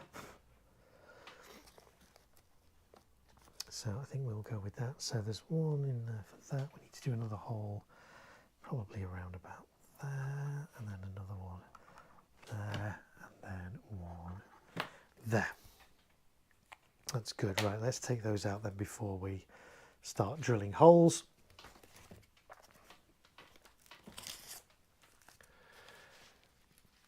Shimmer and Shine official channel, I'm still laughing at when you press the fire button on your live stream. Oh, was that when I did the, yes. That was a few years ago now, wasn't it? I was doing a New Year, I always do some fireworks live on Bonfire Night for my back garden. This year I'm doing it a day early, but I always do it as well on New Year's Eve as well when the clock strikes midnight. A live stream, well, I live stream about half an hour beforehand, a little bit after. Do some fireworks to see in the New Year as well. And one year, a couple of years ago, I accidentally pressed the fire button about 52 seconds too soon, but hey, we went with it and it was good fun. I think I did actually do that as I think that's on my channel as a short as well, that little clip of that. It was quite funny. Yeah, I remember that. Mark says he's like DJing with added explosives. We're looking at some DJ YouTubers to get ideas of what you want to do pyro musicals without dad dancing. Yes, that's right, yeah. But that's the thing about fireworks, you know, fireworks are enjoyed by people of all ages. Kids can enjoy them, middle-aged people, older people, you know, so you've got to have a soundtrack that's going to appeal across the board. And that's really difficult to do, to try and find music that's actually going to appeal to all those different generations in one display. So yeah, it's not an easy thing. Right, I'm just going to drill some more holes here. Again, I'm making sure that these are not going to go into my fireworks as I drill.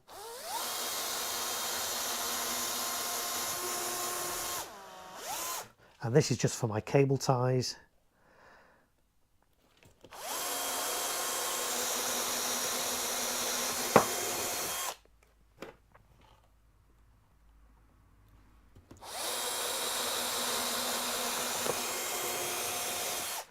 And this one needs to be a little bit more careful because it's a little bit closer to fluffy, but we'll be okay.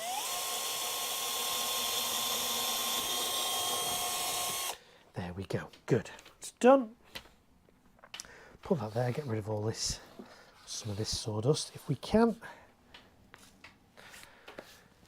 Let's have a look. So, Friendly Neighbourhood Pyroman says, got to go now, bed's calling. I look forward to rewatching the rest tomorrow, no doubt. You're most welcome. Thank you for being here. Thank you for joining me. Thank you for your company. Go get some sleep. And yeah, by all means, catch up on my stream another time. So thank you very much for being here. I appreciate it. Kamara Brocade, Chris is here. Evening, Marco. Is there a chest of drawers in your house with no drawers? This is actually from an old rickety dining table that my wife had before we got married. I've kind of broken it into various different pieces and used it for all kinds of firework related things. I've used the legs for, made them into like candle fan stakes, and the drawers I'm using as little cake boxes. So yeah, the table is no more. In fact, actually, this worktop that I'm working on is actually part of the table as well. It was kind of like a fold down leaf kind of, I don't know, it was a rubbish table. It was on wheels as well. It was cheap, it was nasty. I've kind of, yeah, used it for various things. So actually, yes, this tabletop surface I'm working on is part of that same table. So my wife does know I did this, by the way. I didn't just dismantle her table without her permission. So we'll just we'll clear that up. Shimmer and Shine say, stay tuned to the weather forecast. They're saying another storm is coming. Yes, I have heard that. I am keeping my eye on the forecast for the weekend. We shall see what happens. Wind is the main concern, really. Rain, you can fire fireworks in rain. Your audience is not going to be particularly want to be standing out in torrential rain for very long, but you can still fire fireworks. Wind is the critical one. If the wind is too strong or in the wrong direction, then that means that you have to either stop your show or not let it go ahead.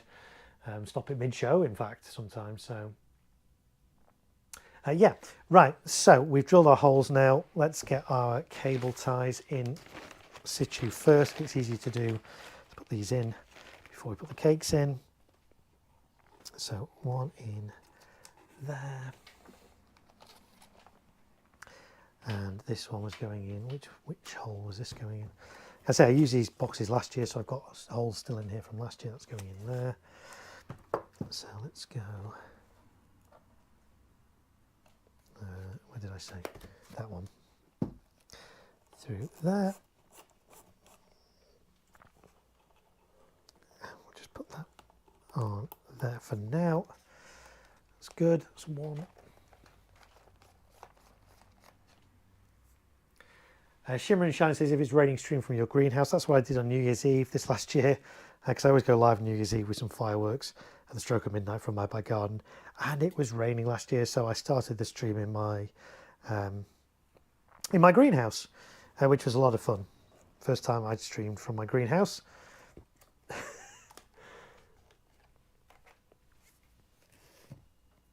But yeah, it was a good stream now.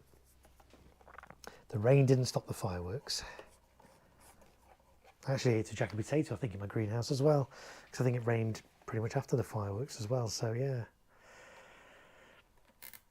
So yeah, on New Year's Eve you might get to see my greenhouse again, or indeed on Bonfire Night, if it's, well, this Saturday, day before Bonfire Night. If it's raining, I will still do some fireworks live from my back garden on my channel, but if it's raining, I'll obviously place myself in my greenhouse.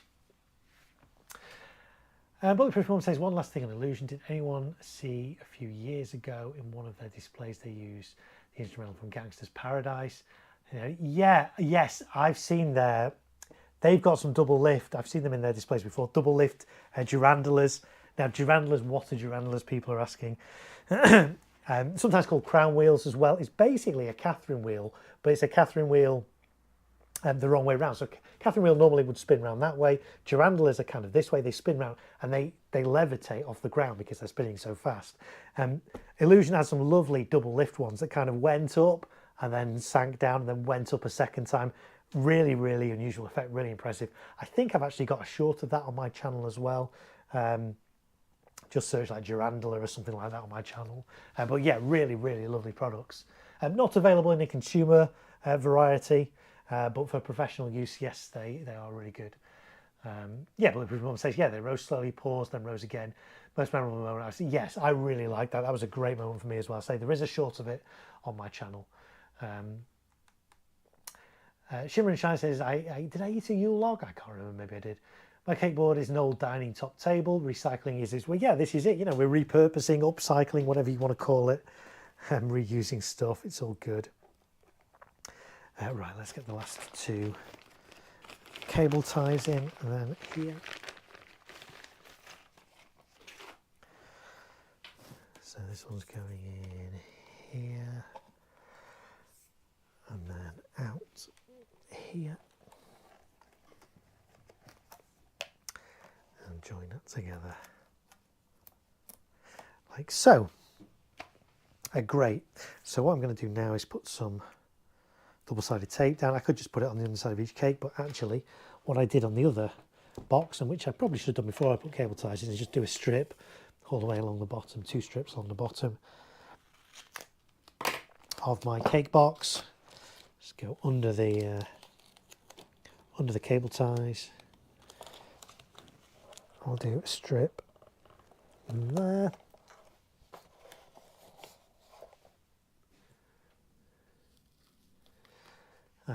Bulletproof Mum says, the wind I'm watching here in London, I think I might have to stop the school one we're having on Thursday. Yeah, this is it. I'm hoping it's going to clear up a little bit by the weekend, but we shall see. I mean, this is another reason why it's good to use talons rather than e-match, because if this display that I'm doing does get cancelled, you know, if everything was e-matched, I'd have to take e-matches out to pack everything down and bring it back safely and all that lot. Whereas talons, I can just bring, like, this whole cake box can come back to base, and I can use it again another time if the display gets rescheduled. Whereas e-match, I'd have to very carefully take e-match out of products, so it's a lot more hassle. So there are benefits to using talons, absolutely, but there is also a place for e-match if you know what you're doing. Right, that's that there. Let's do a couple of strips along here as well. So one there, one below, and we'll do two along this side as well.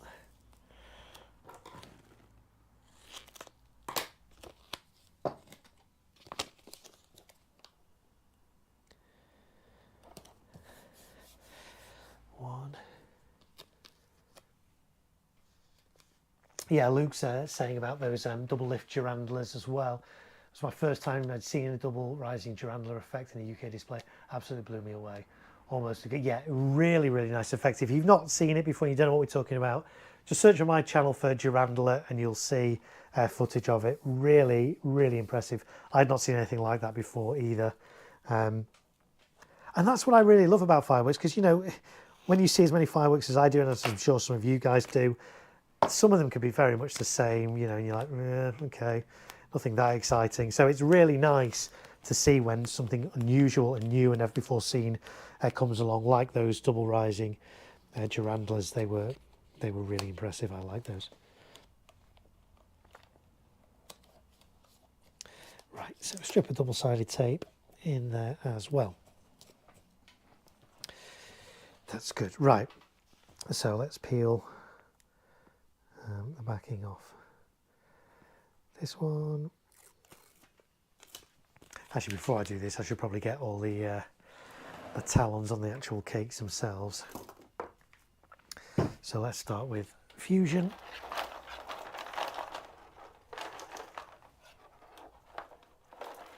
Are we starting with fission? I need to double check this.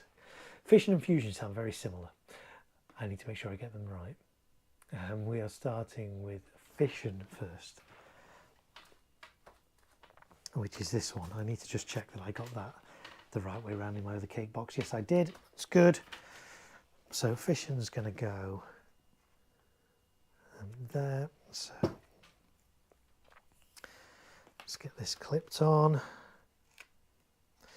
Work out how I'm going to do this clip so that it doesn't conflict with this other cake next to it. We're going to do it this way.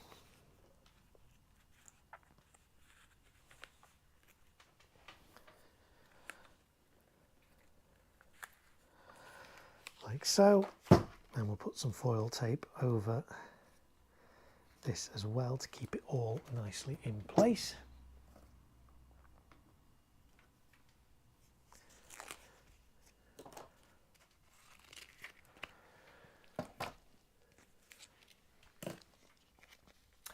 Shimmer and Shine says the rain and wind ruins everything. Yeah, I say you can fire fireworks in rain as long as you waterproof them. They're fine. They can sit out in wet conditions for days. I mean, as I say earlier, the display I did on Saturday, we started rigging that on Wednesday, so we had a lot of products sat out in a muddy, waterlogged, boggy field for 3 days. It was absolutely fine. But again, of course, we did waterproof it all.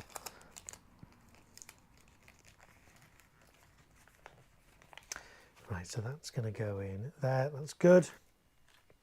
That's fission. Let's do the same with fusion. Let's get another talon clip. Oh, she was saying that you log is your cake your wife made. Yes, she does make me cakes, which I do appreciate. She's actually been out today and bought parking, so I've got parking for Bonfire Night now, which is really good. I say it's really good, really expensive. It's like £6 something for a little bit of parking. It's just incredible. But it's kind of a Bonfire Night tradition up north here in the UK. So yeah, we'll go with it.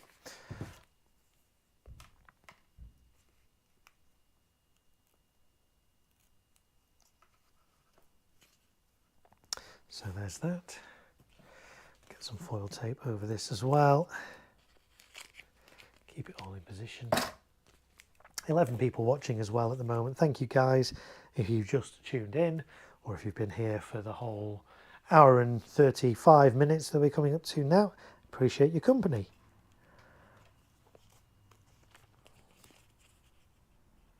Because if I wasn't streaming, I'd just be doing this in the garage all on my own with some music on in the background. So it's much more fun to chat with you guys whilst I do this.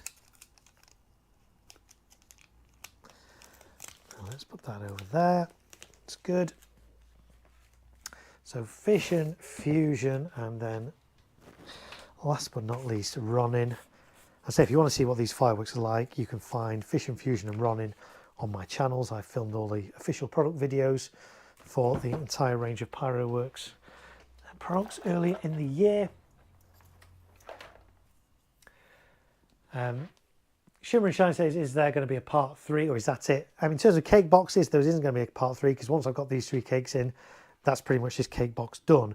But we will then move on to some other bits. We might do some more cake prep, or we might do some candle prep. We'll see how we go. See how the night unfolds.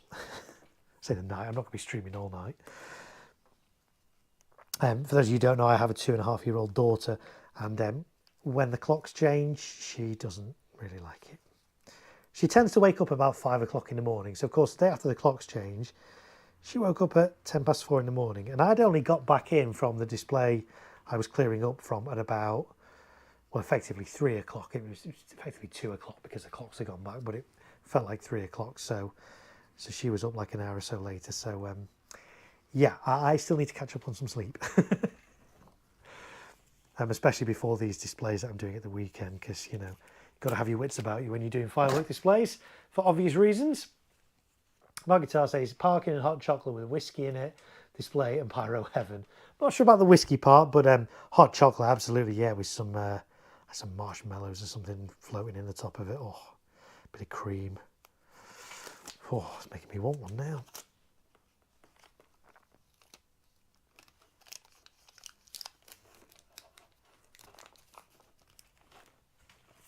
Right, there we go, fission, fusion and running.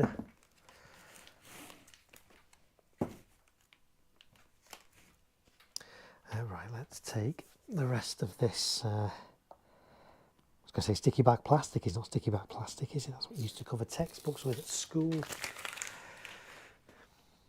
That's pretty much the only thing you used sticky back plastic for, wasn't it, really? But no, this is a double-sided tape.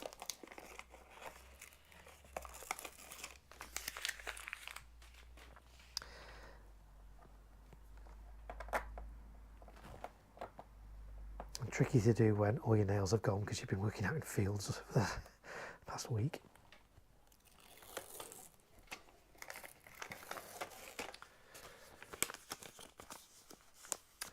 Shimmer and Shine says your 2-year-old daughter is a wake-up alarm. Yes, she is. And Mark says, I reckon the whole country's suffering from 1 hour jet lag this week. Yes. Not seen any reviews of funk or funky products on your channel. Have you fired much? The reason you've not seen much of that on my channel is because I've yet to fire any funk or funky products. It does look impressive from the footage that I've seen of it, but I've yet to actually get my hands on it. It's not as widely available as things like Celtic and Vivid and things like that, which everybody stocks. There are just a few retailers that sell funky stuff. That has increased a little bit this year, but they're not quite as widespread yet. So they haven't quite made it down to this neck of the woods. But it does look impressive, and I would very much like to fire some stuff and see if it is as true to life as some of the videos would have me believe. So we shall see. Hopefully maybe next year I'll get to fire some funky stuff. I call it funky. I think it's actually pronounced funk, but it does have an E on the end, so hey, there you go. But thanks for your question on that, Windy Miller. Yeah, we'll try and get some fired this next year if we can. We'll get our hands on some and get it fired for you guys. do some review. It'd be nice to do some reviews of it as well. I've been fortunate this year. I've been able to, I think, review about 40 odd brand new fireworks that are new to the UK for this year. I've been given like exclusive access to them to be able to film them and review them. And the good thing about my reviews is I'm not giving these products in exchange for a good review. I'm giving these products to film and give an honest review on, which is really good. If somebody offers me a product and says, you know, we'll give you this product if you give us a glowing review, I just won't accept it, because I want my channel to have integrity. And so all my reviews are completely unbiased. They're not swayed in any way, shape or form. It's just what I think of the fireworks as I fire them and film them and see them with my own eyes. So, and because I'm not a retailer, I don't have to I'm not trying to sell these fireworks as well. I mean, some retailers will do their own review videos and stuff, but again, their motive is they want to sell fireworks. I just like fireworks. I just want to see what they like. So my reviews are kind of honest, unbiased. I'm not incentivized to provide the reviews or to say anything about a product either way. I just say it as I see it. So I do unboxings, firings, and then reviews, quite in depth as well. So if you've not checked those out on my channel, then go ahead. If you have, I know lots of feedback from that has been really positive. So many people, including retailers, have said they've really enjoyed my review videos this year. So more of those to come, all being well. So let's see. Shimmer and Shine says fireworks are going off now. Yeah, fireworks do go off now, because of course they're available in supermarkets now, so anybody can kind of go out and buy them, and so you do get them going off. We're getting close to Halloween. Of course, it's Halloween tomorrow, so I'm sure there'll be some going off tomorrow as well. So Philip says, sorry I went offline, but my friend has phoned me and says it looks like my stash for next year has begun. Yes, I'm giving you ideas, aren't I? Yeah. Mark says that's why we like your reviews compared to some of the retailers. Thank you, Mark. I appreciate that. As I say, my reviews are always going to be genuine. If somebody offers me a product in exchange for a good review, I'm just going to refuse the product. I will only review stuff that I'm allowed to freely say what I think of the product. So I'm glad you appreciate that. Thanks, guys. Right, let's get fishing in if we can.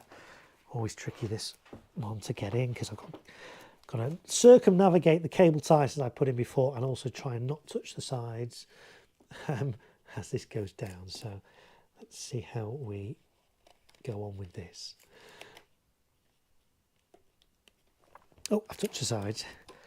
You need like a buzzer to go off and go, you know, like at the buzzer game when you have a wire that you've got to kind of, a little loop you've got to get across the wire and not touch the wire, else the buzzer goes off. I kind of need that. There we go. I think I'm past all the obstructions now. Get that right into the corner, push down, push it to the sides. That's good. I'm happy with that. Let's get the igniter wire up and through there.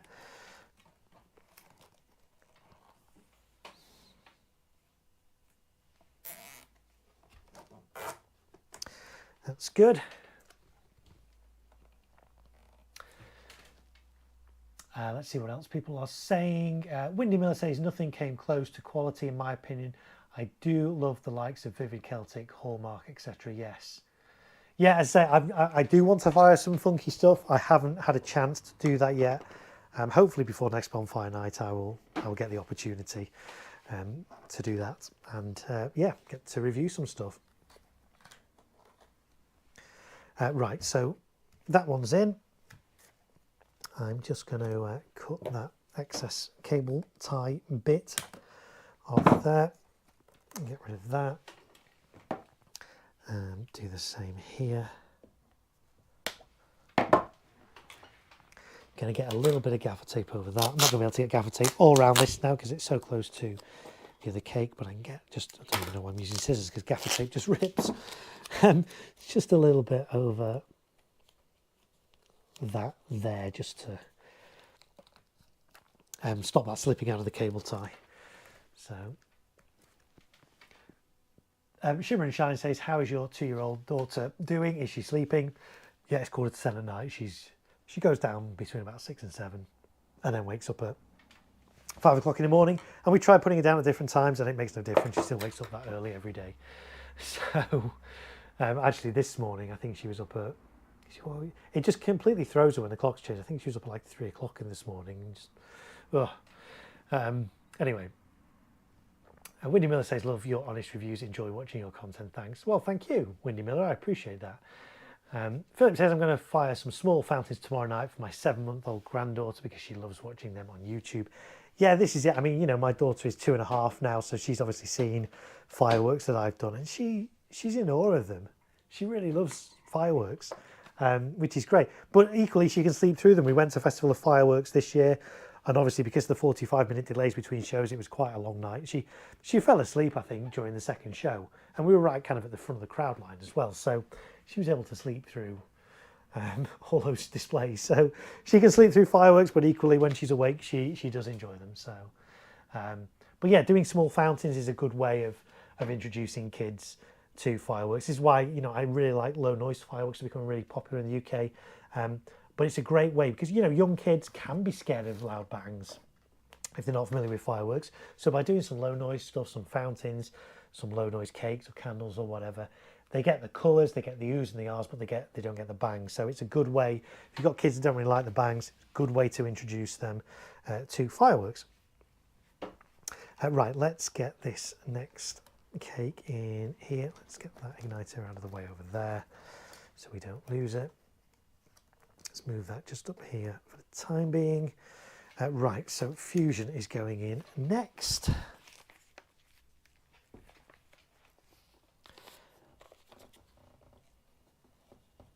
So again, trying to get these through the cable ties. You're probably thinking, why don't you do the cable ties afterwards? Well, the way I've done the holes in the side, I do them slightly shorter than the actual cake. So I'm not doing the holes like there and there or there and there. I'm doing them slightly in a little bit. It just gives a little bit more of tension on it when I pull it tight on the actual firework than it would if I'd done them slightly bigger than the width of the cake, if that makes sense. So that one's in there now and up against the side. That's good. Let's pull this tight. And where's the other end of the cable tie? There. Let's get that through there. So that's nice and secure. Again, I'm doing these tight but not too tight because I don't want to squeeze the tubes too much. They are only cardboard at the end of the day. If you squeeze them, you can choke them and it can prevent the effect from firing out, and it can cause the whole cake to explode, which I certainly don't want. So that's in there now. There's the igniter for that one.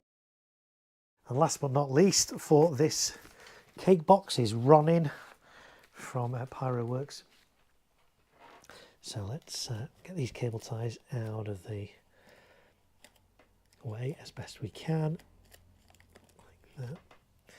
Let's try and slot this in here.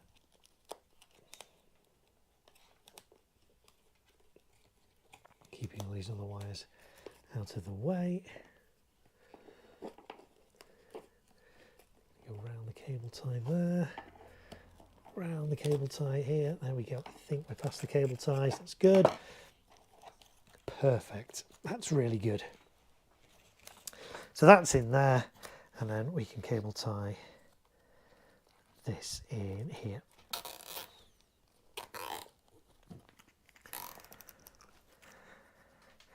Nice. That's good. So I can potentially get a little bit of tape just on the side of this one, just to keep the cable tie affixed to the side of this cake. Let's do that there. Use my screwdriver to just push that down. That's good. Cut off the excess here. Right, and then let's get these wired into the slats at the back, which I'm going to turn around so that I can actually see what I'm doing.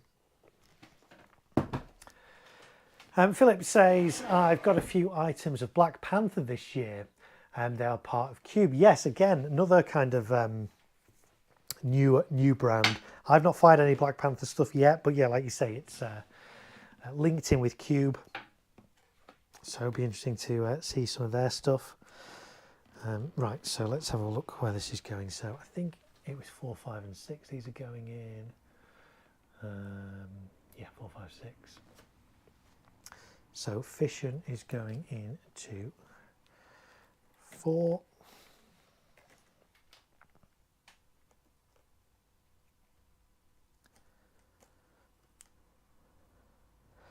So bend these. Copper wires are always like, the excess on them is always so much, you always have to bend them back. On any firing system I've always had to bend the copper wires back on the talons or rematch. The Theatrical pyro is the worst. The ends of those are 2 or 3 times as long as you get on e-matches and talons. Right, so that's fission in. Let's get fusion in.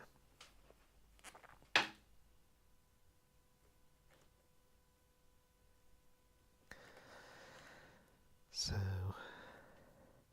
this one's going into 5.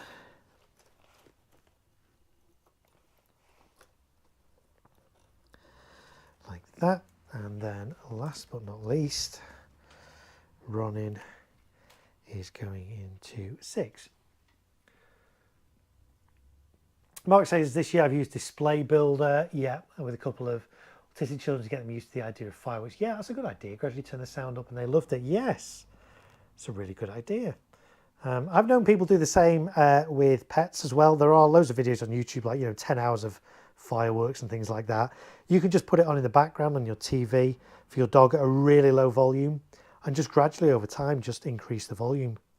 And it basically desensitizes the dogs. The dogs get used to the sound of fireworks. So that when fireworks do go off on Bonfire Night or whenever, the dogs are not as petrified. So, and like you say, yeah, it's a good way to do that with young children as well. Get them used to the sound.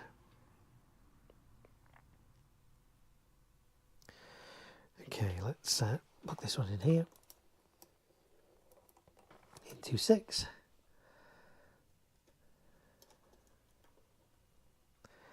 And then that's this cake box pretty much done. Now, the last thing I need to do, obviously, I've got these igniter wires kind of over the tops of the tubes on here. That's not a good thing because, you're going to break the wire when the tube goes off. So I'm just going to neaten this up a bit. I've also got quite a bit of excess here at the back where they're all plugged in, which could get snagged on things when I transport this. So I'm just going to kind of neaten these wires up. All the excess is going to go down inside the box here, nicely out of the way. The good thing about talons and e-matches is the wire inside them is single core rather than stranded, so it means you can bend it into shapes and it will kind of hold its shape, which makes it really good for kind of routing wires and for them to stay in the exact sort of places that you want them to stay. So I'll just get all these over here, all the excess, all nicely out of the way, not over the top of any firing tubes, and then I'll just put a little bit of tape across the top here. I can actually hear fireworks going off now, which is fine because it's only 10 to 10 at night. You can legally do fireworks up till 11 p.m. On every night of the year, apart from Bonfire Night when you can do it up till midnight, New Year's Eve when you can do it up to 1 a.m. There's a couple of other dates as well, Chinese New Year and Diwali, where you can do it up till midnight as well. But generally speaking, fireworks are allowed in the UK, well, in England and Wales, different rules apply in Scotland, any night of the year up until 11 p.m. And in the morning, if you want to do fireworks in the morning, you can't do them before 7 a.m. Anytime after 7 a.m. is legal, anytime before 7 a.m. is illegal. So there you go. Let's have a look. Luke says, Mark, have you ever fired the spinner to titanium? Yes, the Thunder Slice from Zeus. If so, the solution is comparable to the 30mm Dum Bums. It's difficult to compare the volume on them. The Thunder Slice is really good. You can't go wrong with it. It is loud. I haven't fired one side by side with Dum Bums to be able to compare them. But the Thunder Slice is loud. It is a really nice slice. I think it was one of the first consumer slices to be available. Of course, Vivid then brought in a load of their F2 Pro slices, but the Zeus Thunder Slice is really good. It's still really good to this day. So you can't go wrong with that piece. There is a lot of punch to it, a lot of volume. It's a great way to start your show. I've opened my shows with that before. It's a really great way of grabbing the audience's attention, and equally you can use it as a finale to close the shows as well. So yeah, it's a good piece, the Titanium Thunder Slice by Zeus. So I have a feeling as well, I think, is it F2? Someone might correct me on that, but I think it's only F2 as well, which is good. Right, so this cake box is done. So I now have 2 identical cake boxes. So on the day, I will put this out in the display field. I will waterproof it by literally putting it in a bag, a bin bag, clear bin bag. I can leave that on. These will shoot through that, no problem at all. I then just need to run a single network cable to this, and it's good to go. So I've used 7 channels out of my 12 here. The other channels on here are going to have candles and things. There are going to be some candles to the side of these boxes, at the outer sides of my firing site, firing kind of across and over in, so they will plug into these slats as well. But for now, that's my 2 cake boxes completed, and that didn't take me as long as I was expecting it to take on these streams. So let's put these to one side. There's still plenty more prep to do, so the stream's not over yet. Don't go anywhere. Put this over here, like so. So yes, I have some more cakes that I need to prep. I say I've just had a delivery of a load of Pyroworks kit today, which is really good. So quite a few of those that need sorting. So we'll start with this. This is Defiant from Pyroworks, 19 shots, 25mm tubes, 256.5 grams. Cat F2, again, everything in this show is F2. So Pyroworks do quite a lot of F3 products as well, but they do a little bit of F2. So I've got most of their F2 products, I think, in this display, or in my display that I'm going to be doing in my back garden on Saturday. So this is Defiant, 19 shots, F2. So how am I going to prepare this? If you didn't see my other stream on preparing cakes, then this will be useful. If you did see that, then I apologise if we're going over old ground, but hopefully you'll stick around and you'll still enjoy it, and we can have a little chat as well. And yeah. Philip says, every dog I've had, I've always introduced them to small garden fireworks from an early age. I've always had them on lead in my garden. They loved it after getting used to it. Yeah, and I think that's it. You know, everybody is naturally scared of sounds that we don't know what they are. You know, the first time you hear thunder as a kid, you're scared of it because you don't know what it is. But over time, you can get used to it and you become accustomed to it. So, you know, introducing dogs to these things slowly and sensitively, introducing children to fireworks slowly and sensitively, you know, there's no reason that they need to be scared of them. So here I'm just taking this polythene top off. I do like fireworks that have polythene tops on. I much prefer them to paper tops because you can actually see kind of exactly what's inside the firework. And it also adds that layer of waterproofing on, which you don't get on the paper topped cakes. Downsides of this, if you leave this on, this is a nightmare to get up. The paper, at least you can see. Yes, it litters your grass and your firing site. This is more difficult to see because it's red against the green grass. But also when this gets wet, this gets really sticky. It will stick to your clothes, stick to your shoes, your boots, everything. It's a bit of a nightmare. So I'm taking it off basically to minimize the amount of clear up I have to do on this site after I've finished my display.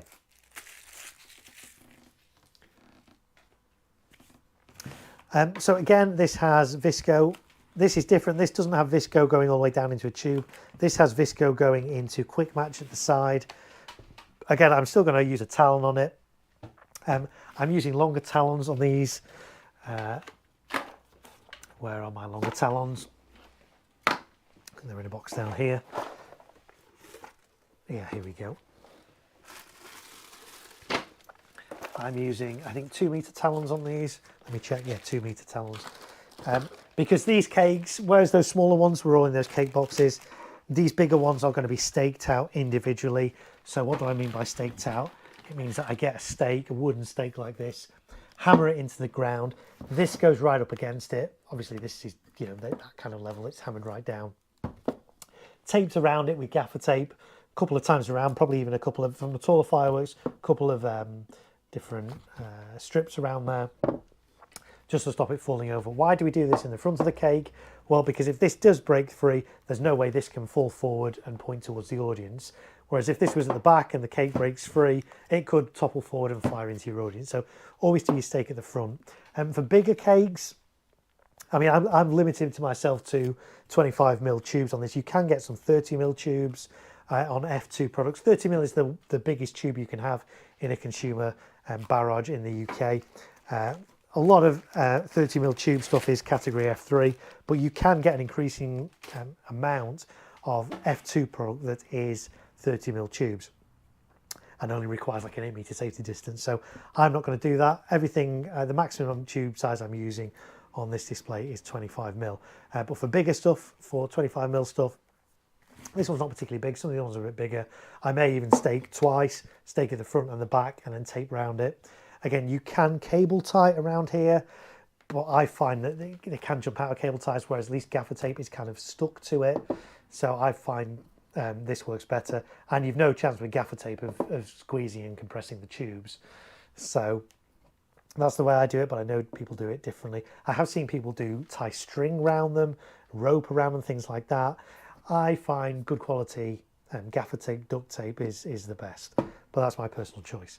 So that's what I'll be doing on the day. So I need to connect a talon to this, and then I need to waterproof it. So first of all, let's get a talon. So this time they are 2 meter talons, because these are going to be spread out a little bit more. They're not all going to be as close together as they were in the cake box. So I need a kind of a longer igniter on. So this is 2 meters. Philip says F2 has certainly come a long way in the last few years. It really has. It really has. To the point where really I feel it needs to be sort of be a bit of a reclassification of fireworks, I think, in the UK. Because some of the F2 pieces with 30mm tubes, I wouldn't want an audience to be 8 meters away from that. I'd want them to be a lot further away. So yeah. Right, so we're going to clip this on. On the other fireworks you saw, I tried to sort of tease the fuse out to be able to clip this on as close as it went to the entry point at the bottom of the tube. This goes into quick match at the top. So instead I'm going to just get this as close as I can to where the quick match, the visco goes into the quick match. So clip that on there, give it a good squeeze, fold this excess fuse back on itself, and then I'm going to tape this all down in one place. If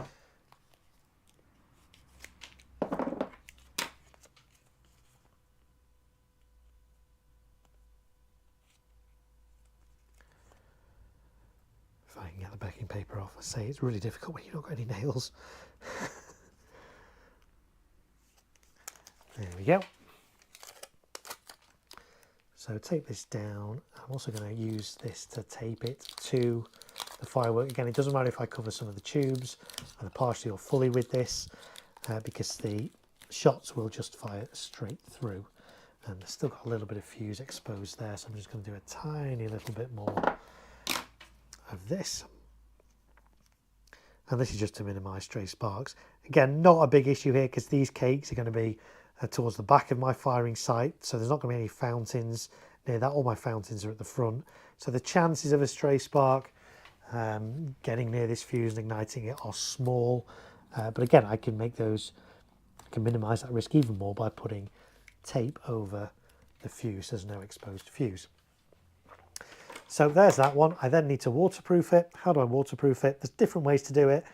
People put these in bags, little bin liners, pedal bin liners, and that's one way to do it. Stand it in the bin and then just tape it over around where the cable comes out. That's certainly one way to do it. Nothing wrong with doing that. I personally prefer to cling film. Again, personal choice. Mark says, saw a 19-shot 30mm 495 gram cake, F2, not 8 meters in my book. Yeah, I mean, this is why I think we perhaps need to, in the UK, sort of think a little bit about reclassification of some fireworks. You know, maybe there almost needs to be like a category 2.5. So you have category F2, 2.5 and 3. And 2.5 is kind of 30mm stuff that really shouldn't be F2. So we're going to go around the firework. Again, it's an odd shaped firework this, so it's always a little bit tricky to cling film these. So Somebody did ask how many layers of cling film can you wrap around this and it'll still shoot through. I've never actually tried it myself, but I would be very confident to use this whole, I mean, this is 40 meters. I would be very confident that if I use the whole roll on a cake, 25 mil diameter cake like this, that it would easily fire through that. No problems at all. So up from the bottom, in from the sides, down from the top. You guys know how this goes now. Why do we do it that way as opposed to folding the top down first and then the bottom up? Well, if I fold the top of the cling film down first and then fold the bottom over the top, water could still get down into the base of the cake. But by doing the bottom up first and then the top down over the top of it, then any rain can't get into this cake. Again, if you've not got cling film, the other thing you can use is pallet wrap. Pallet wrap is good, a bit thicker than cling film, but that works as well. So that's kind of one layer. I would normally do a second layer, go across the other way, which I think I'm going to do.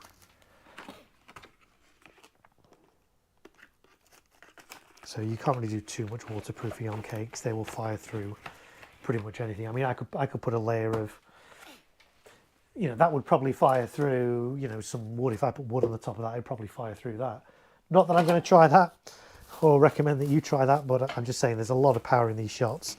They will fire through. I could put foil over the top of that and then loads of cling film and it would have fired through that without issue. So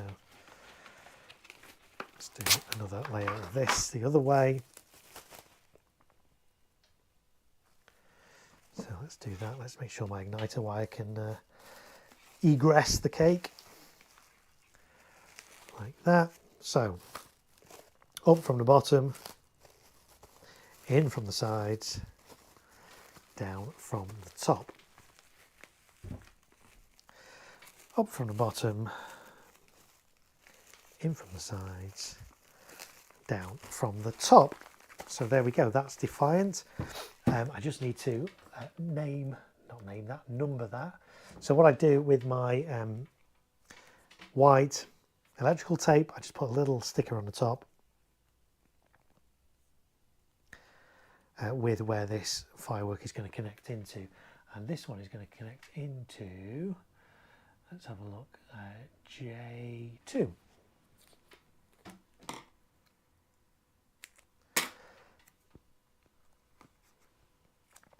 So J2. And this cling film, most of this will just burn away. Where the shots fire through, excuse me, it will just melt away. So you're not going to find bits of cling film all over your firing site, usually. The bottom, it'll still stay wrapped in cling film. The top, this will just all melt through. Let's catch up on the chat for a minute.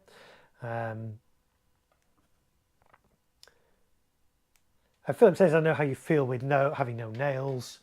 It's the first time I'll be firing remotely this year and I've had a few sleepless nights.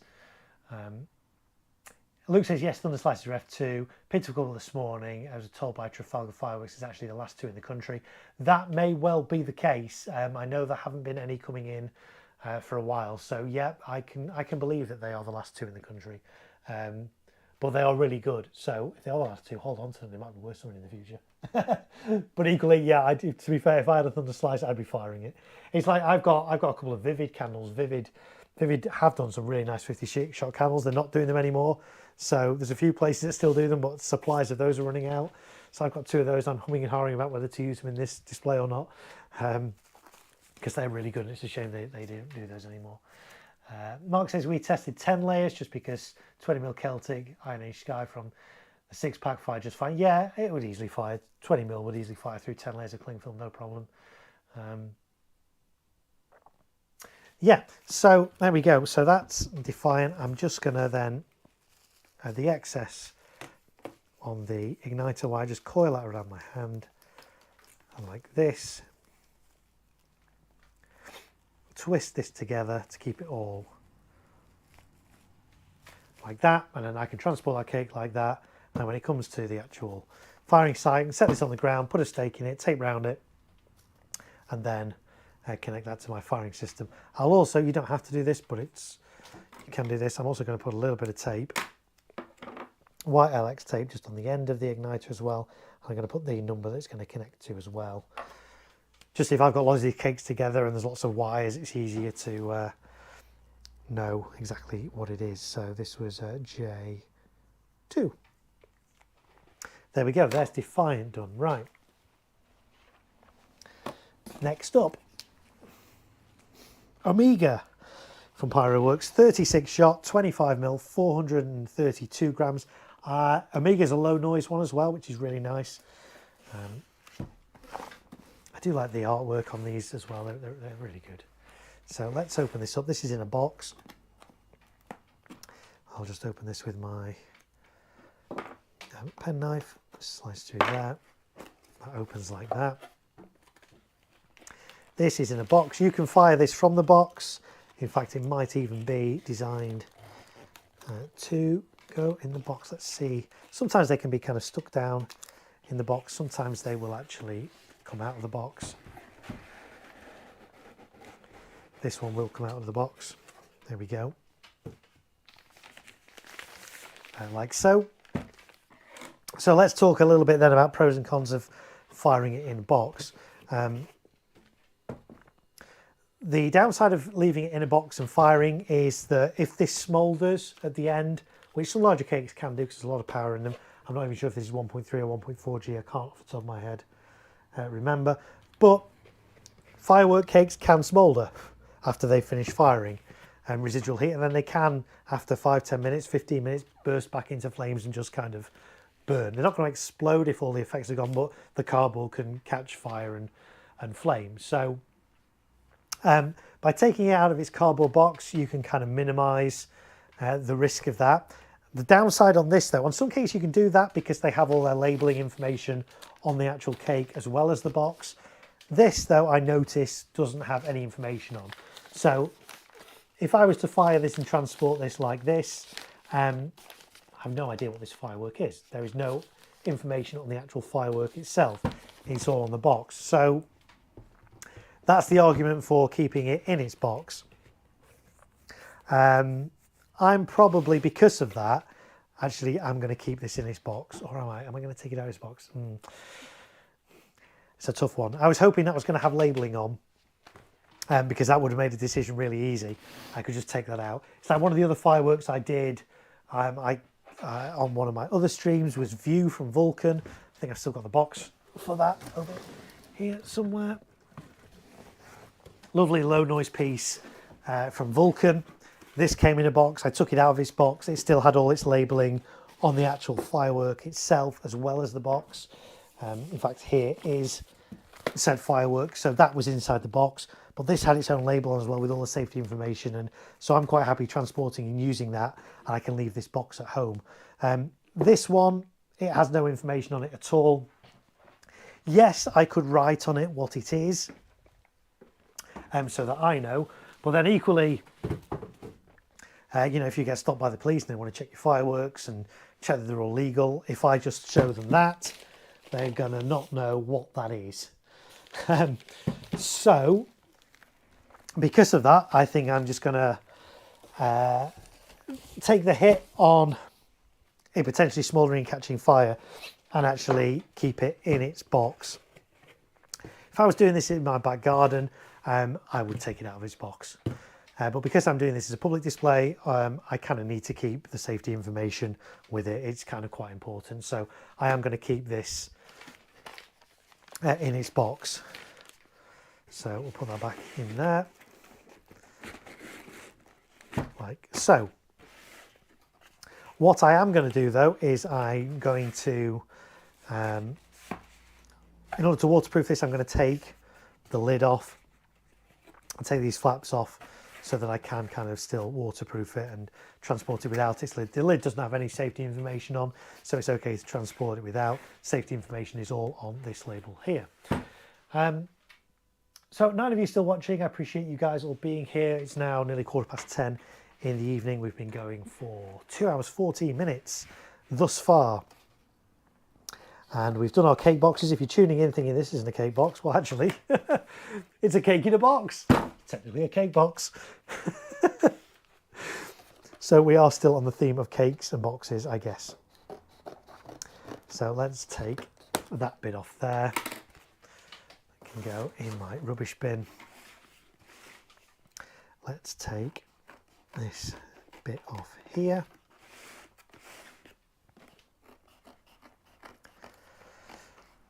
I'm just going to check the safety information on, because some fireworks that come in boxes, some of them do actually say on their safety labelling, don't take out of the box. Others say take out of the box.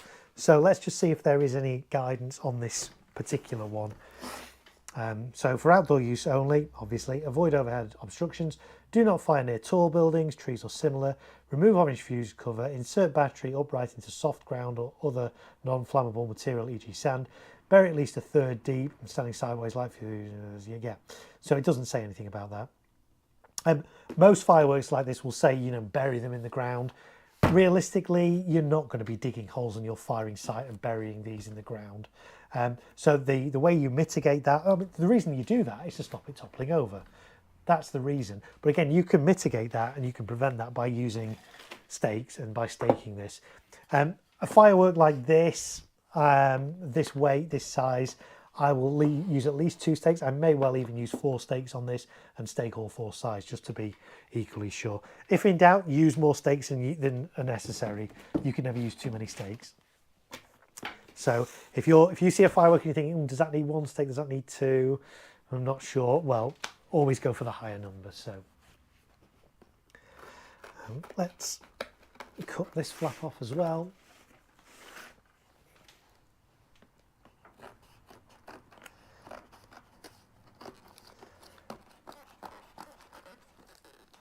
So again, you don't have to cut these flaps out. You could just fold them out of the way and light it and it'll be fine. But because I want to wrap this in cling film, this is just going to interfere with that a little bit. I also don't want that flapping over the tubes really. Again, that would just fire through them, not an issue, but I don't really want this to catch fire if I can help it. So I'm minimising, I'm taking off anything that could potentially catch fire as a result of things coming out of the tops of the tubes.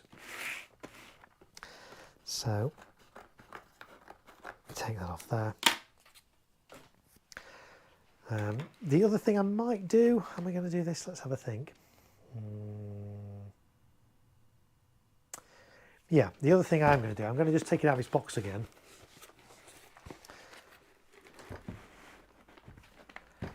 Like so. What I am going to do, I'm going to put a little bit of my double-sided tape in the bottom of this and then put the cake back in, just to stop it from coming out of its box. So, a little strip of this in there, and another strip here.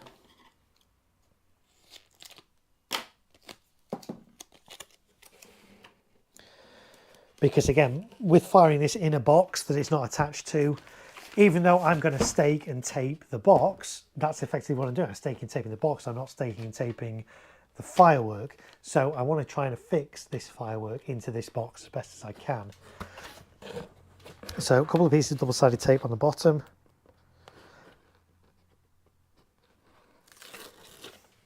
Remove the backing paper. So yeah, I say it's a bit of a shame that this information isn't replicated on the side of here, because I would have preferred to fire this without it being in this box. But this is what we've got to work with, so we will go with it. So let's put this back in here.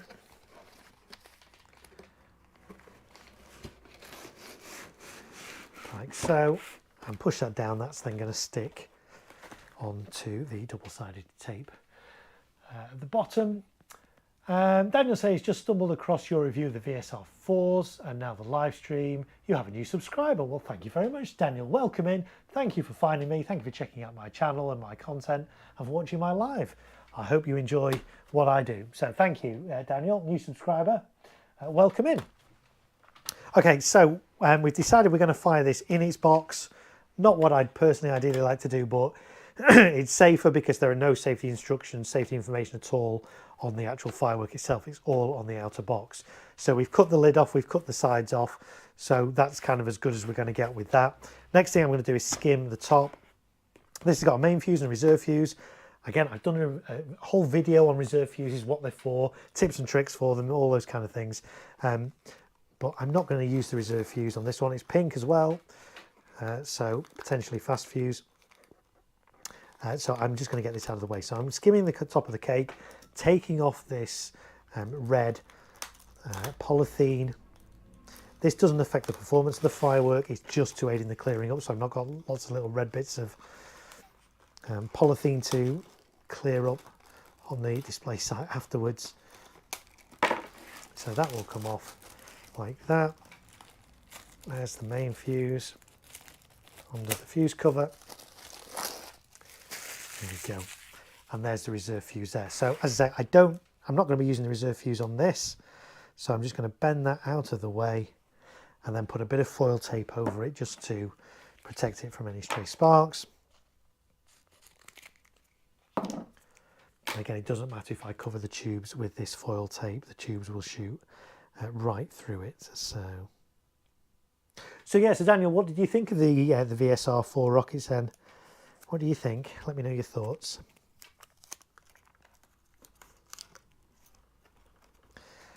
So there we go. So reserve fuse under there, out of the way. Stray sparks are not going to interfere with that. This Visco goes straight into quick match. Again, I'm e-matching everything. So I'm not e-matching everything. I am taloning the majority of stuff in this display. There's a few bits I'm going to be e-matching. This isn't one of them, and I'm not going to be showing e-matching on the stream because obviously YouTube is accessible to anyone, and I don't want to be showing something that is quite a specialist, high risk thing just to everybody. So hope you guys can appreciate that. But this is going to have a talon on, so I'm going to use a 2 meter talon.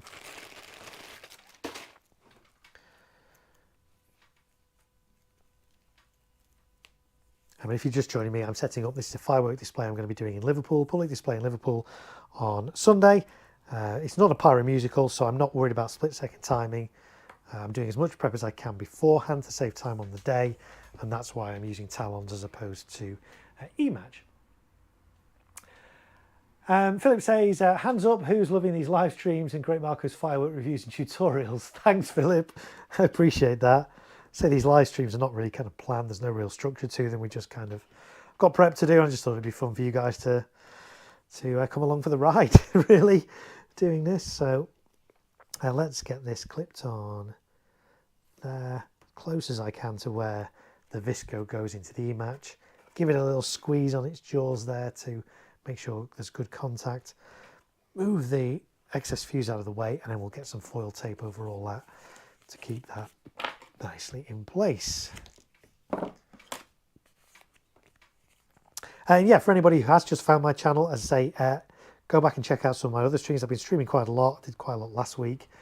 How to prepare fountains, how to prepare candles, those kind of things. We did some cakes as well last week as well. So if you're setting up a display this Bonfire Night or this year or whenever, that, you know, go check them out. There might be some useful tips and tricks and handy hints and some safety info in there. You know, you might, I know some people have said they've actually learned some stuff as well. So my streams, as well as being entertaining, are educational as well. I think we came up with the word edutainment, didn't we, on a stream last week? It's sort of a combination of entertainment and educational. Right, there we go, that's on there. So that protects the fuse from any stray sparks. It also prevents this from moving if this gets pulled. You can, as well as an additional, and I have seen people do this, kind of coil a bit of the excess igniter wire on there, put some masking tape over that or some parcel tape, and that way if this does get tugged, it's not going to pull straight away on the igniter. You've got a bit of a kind of a safety gap on there. I'm not particularly concerned by that because it is going to be me that sets these up on the day, and I'm kind of pretty careful. I know where everything is.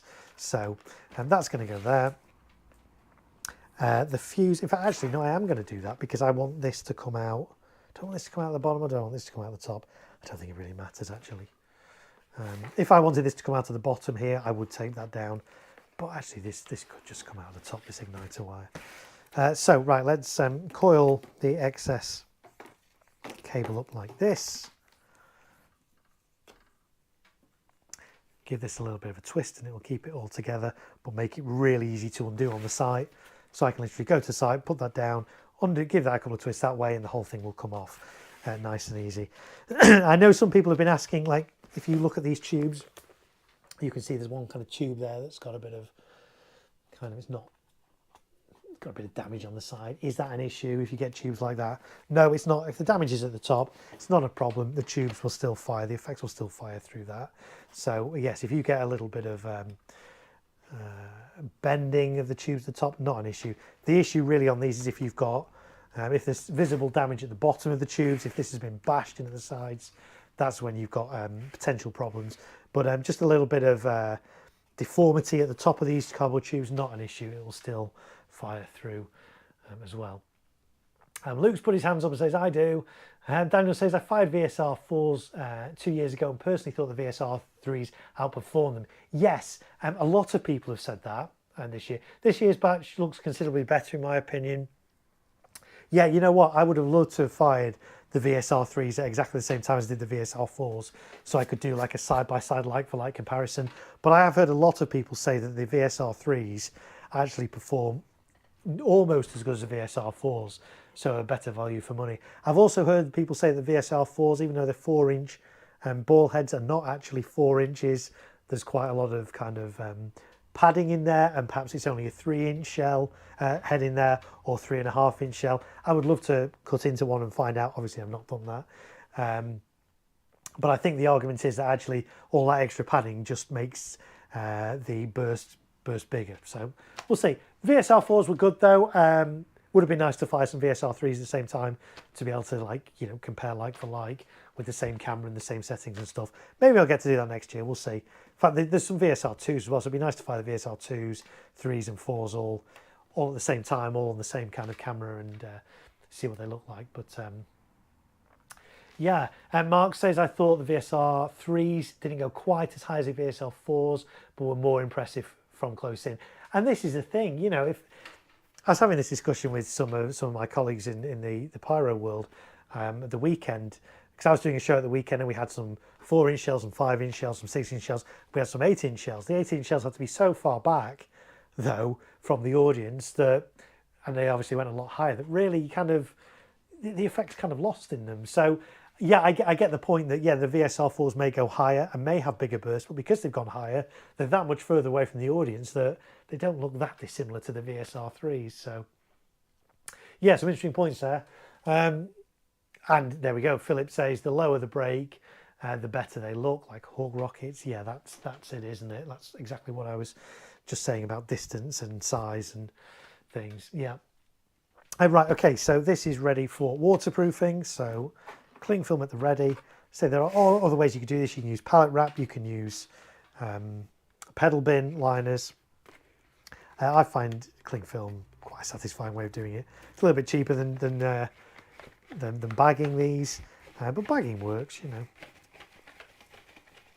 So we're going to do a layer this way. And you want to get pretty good, decent cling film. You can get some really cheap cling film that just rips really easily, which is not what I want because, you know, I'm trying to waterproof these. So over the top, and we go down the side, around the base. So yeah, when waterproofing cakes, you're basically waterproofing them from two different things. Rain, obviously coming down, but also ground moisture. If you're doing this on grass and the ground is wet, ground moisture is actually more of an issue than rain. Like we were talking before about cross ignition, sparks falling into the top of these is unlikely to ignite the firework. A bit of rain falling into the top is unlikely to affect the performance. Rain coming up from the bottom potentially is. And how can that affect the performance? Well, if this gets damp, if the lift charge gets damp, it can mean that the brakes don't go anywhere near as high in the sky as they should.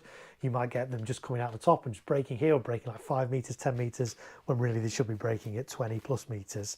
So it is a safety issue. So we're waterproofing it from that aspect. So we don't just cover the top, we need to cover the underside as well to stop moisture egressing, penetrating into the cake.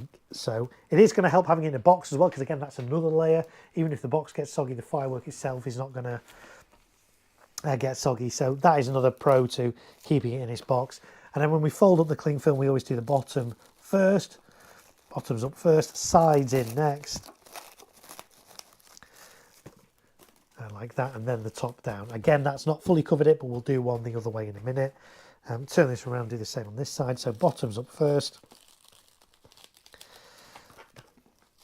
like so, what little sides there are in, keeping my igniter wire out of the way so that can still come out. It's all too easy to cling film over the igniter wire and then have to cut all your cling film to get back to your igniter wire. So there's that done. And we're coming up to the 2.5 hour mark now, people, and it's 10:30 at night here in the UK on Monday the 30th of October 2023. If you're watching the replay, that's for your benefit, just so you know when this live stream was actually happening. Because I know not everybody can watch these live, and I know people do catch up on them a day or two later, or just put it on in the background as something to listen to in their car, or somebody was saying earlier, an alternative to Netflix, which I'm flattered by. Thank you very much, guys, for choosing me over the wealth of other entertainment you could be watching this Monday evening. So let's get this piece of cling film across this way. Again, going underneath there, going underneath here. So yeah, I tend to find 2 layers of cling film is adequate. What I will do as well on the day, these clay cakes will be, there'll be a cake site with a number of cakes. They're not going to be dead close together, but they're going to be relatively close together. So I'll waterproof them all like this. Then on the day, I'll put a big big polythene sheet over the whole kind of cake site as well.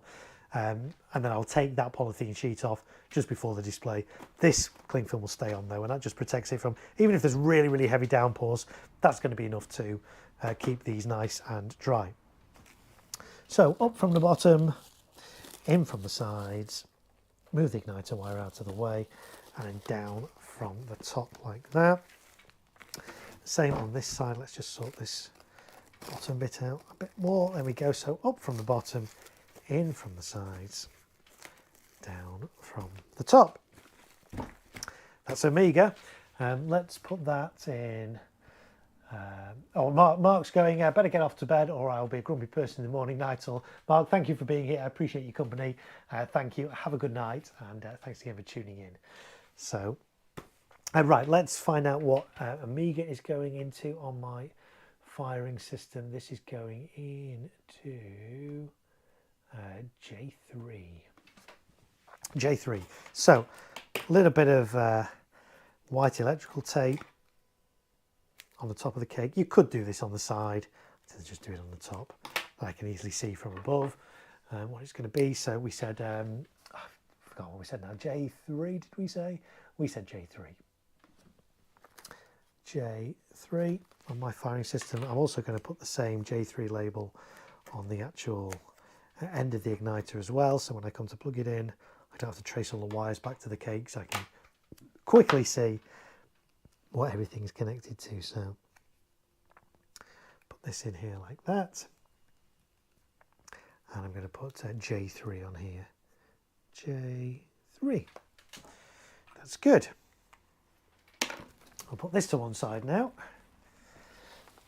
and let's do another one. I say I've just had all these Pyroworks ones delivered today, but I haven't just got Pyroworks in this display. If you watched my other live streams last week, we were waterproofing Celtic products, and what else did we have? We had some Celtic, we had some Vulcan, I think we had some Evolution, some Prime, some all kinds of different things being waterproofed last week. But today, at the moment, we are doing Pyroworks bits. So this is Abyss, another 36 shot one, 25mm, 468 grams, F2. So again, this is probably going to be the same as the other one in that it's in a box, but the actual firework itself doesn't have any information on it, and therefore I'm going to have to keep it in its box. Let me just get this out and have a look. Well, this one might actually be glued down. Let's have a look. I think that one's actually pretty much glued down. The other one came out quite easily. This one, I probably could get it out with some force, but I'm happy enough that that is not going to fall out. So, interestingly, this one only seems to have a main fuse, doesn't have reserve fuse, which is unusual because the other one that we've just done, which was Amiga, just check, that was that 36 shots as well? That was 36 shots, and that had a reserve fuse. I don't know, go figure. So we're going to cut this little flap off here. Again, I'm just trying to minimise the amount of cardboard that could potentially catch fire here. But yeah, smouldering cakes, it does happen. Happens quite a lot. Not a lot you can do about it. Well, you can minimise things by taking them out of boxes where you can. But that's why it's always good to have water on the site to be able to put fires out at the end of your display. Generally speaking, you shouldn't need to put things out during a display. You know, if I fire this cake at the start of the display and it smoulders, the chances of it catching fire instantly are low. It might take 5-10 minutes before it does catch fire, if indeed it does at all, by which time your display is going to be nearly over. So I've never had to stop a display mid-display to put out a fire, but you need to have water on hand because at the end of your display, things might still be smoking. They could smoulder for some time, and then actually the cardboard could catch fire. So what I do on my displays, I have like 2-litre bottles of fizzy bottles, which I obviously take the label off, fill them with water, have them dotted around the site. I can just grab one, pour it over a cake, and that's fine. You can, of course, use water fire extinguishers as well. They are more expensive. And really, I find that water in water bottles works just as well, really. So yeah, I'll have loads of that on site, dotted around, easy to grab, easy to just pour out. In terms of how much water you need to put out a cake like this, a 2-litre bottle is going to be more than adequate to put out a cake of this size. So for this display, with the amount of pyro I'll have, I will probably be taking at least 12, 14, 16 litres of water on sites, like eight 2-litre fizzy bottles of drinks worth of water, if not more. Depends on the conditions on the day. I think there's rain forecast, in which case I might need slightly less, but you can never have too much water. The other thing I have with me as well is a fire blanket. Always useful to have with you as well when you're doing fireworks. But there's more chance of, the bigger the bore of the cake, the bigger the diameter of the tube, the more chance there is that the cake will smoulder. And also if you've got 1.3G products as opposed to 1.4G, they're obviously more potent, more powerful, and there's a greater risk that they can smoulder for a while and potentially flame as well. Right, so just the one fuse on here, fair enough. So we'll take the fuse cover off like that, and then I will take all the polythene off as well. Sometimes it comes off in one piece, sometimes it doesn't.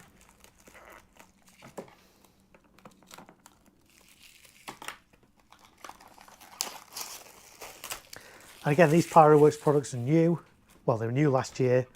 Not very common at the moment, but I have seen these with my own eyes. I filmed them. You'll find the official product videos for these actually on my channel. I've done all the official videos for Pyroworks, and they're really good products. And again, they don't pay me to say that. I genuinely think they are good products. So otherwise I wouldn't be using them. So again, a few of the tubes are a little bit kind of tatty at the top. Doesn't matter. It's not going to affect the performance of this piece at all. The Visco in here goes into quick match again. So on some fireworks, the Visco goes all the way down and directly into the tube. On other ones, you get a Visco leader, which then goes into quick match. A quick match burns almost instantaneously. It's not quite, but it's as good as. So I'm going to clip a talon on here.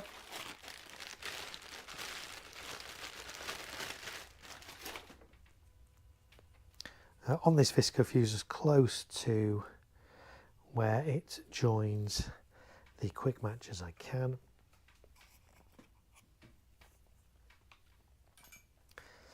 So we'll put this on here.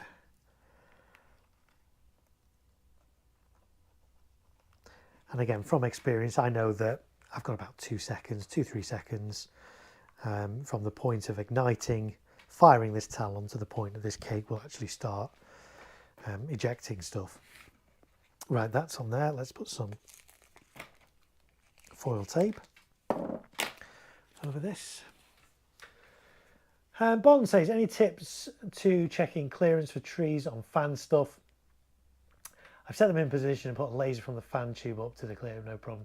Didn't know if that was... Yeah, that is one thing or if you get a laser pointer or a laser rangefinder, put it on the side of your angled cake and just check it's not hitting anything.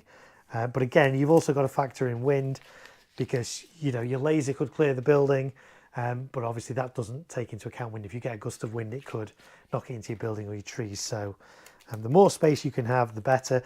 If space is really tight, then you might just have to cut out some angled stuff and just use straight firing. I think in this display that I'm doing, space is quite limited. I've got a bit of space, not a massive amount of space either side. So I think I've only got like 3 fanned products in this. And again, I restrict myself to 25mm tubes, and it's f2. So, but yeah, you can use a laser rangefinder to check you're not hitting anything. But again, just be mindful of the fact that laser pointers, laser rangefinders don't take into account wind. They're just literally line of sight. So Philip says, just a quick question. If a couple of tubes feel loose at the bottom of the cake, what should you do? I guess it would depend on how loose is loose. The danger with a loose tube is that you can break the fusing arrangement. As long as there's no actual sign of damage to the cake, you're probably still okay to fire it. If there's visible damage, if this is all bent at the bottom or been knocked or anything, you're probably best not to fire it. Take it back to the retailer you got it from. I'm sure they will exchange it for you. If you've got tubes that are loose, it's probably still okay to fire. The worst thing that would happen usually is that the fuse might break. You might get a tube that then recoils and kind of breaks the fuse, because these tubes are all linked one to another to another. Actually, the fuse is. It's probably like this row here, this row back, so it will zigzag through them like that. If this tube is loose, there's a chance that when that fires, this tube kind of moves up a little bit. It could break the fusing. It could pull its fuse out of the next tube. So you might find that only half your cake fires. So not really a safety thing if a tube moves, as long as there's no visible signs of damage. If there's visible impact damage to it, probably best not to fire it. But a loose tube on its own, not a big thing. If you've got a loose tube towards the edge, again, if you just wrap the whole thing in tape, it can kind of pull it back in. Use some, you know, some duct tape, gaffer tape, just to tape it all the way around, and that can sometimes pull the tubes back in. So that's something you can do, but generally not a safety issue in most cases. But that's a good question. That cake feels loose at the bottom, and again, oh, okay. So at the bottom, so cakes can quite often be loose at the bottom, or feel loose at the bottom. I don't think I've got a cake here I can show you now because we put them all in. But some of the ones we put in the cake boxes earlier, you'll notice when I was putting double-sided tape on the bottom, I was basically putting it on to a paper bottom. You've got the clay bungs at the bottom, and then you've got a piece of paper over the top. So the paper can feel quite loose, and you think, is the firework loose? But no, it's just the paper bottom on that, and it's completely fine and safe to fire. So I hope that answers your question. I say it will depend. If you have a photo of something or a little video and you can send that to me, I will be able to give you more advice on that. But just off what you're describing, as long as there's no visible sign of damage, you should still be okay to fire it. The worst thing that could happen potentially is that, you know, not the whole cake doesn't fire because the fusing gets broken as the tube that's loose recoils. So okay, right, this is ready to waterproof now. Let's just coil up some of this excess igniter cable on here and give that a little twist to hold that together. Okay, so again, 2 layers of cling film, one going that way, one going that way, just to completely cover it.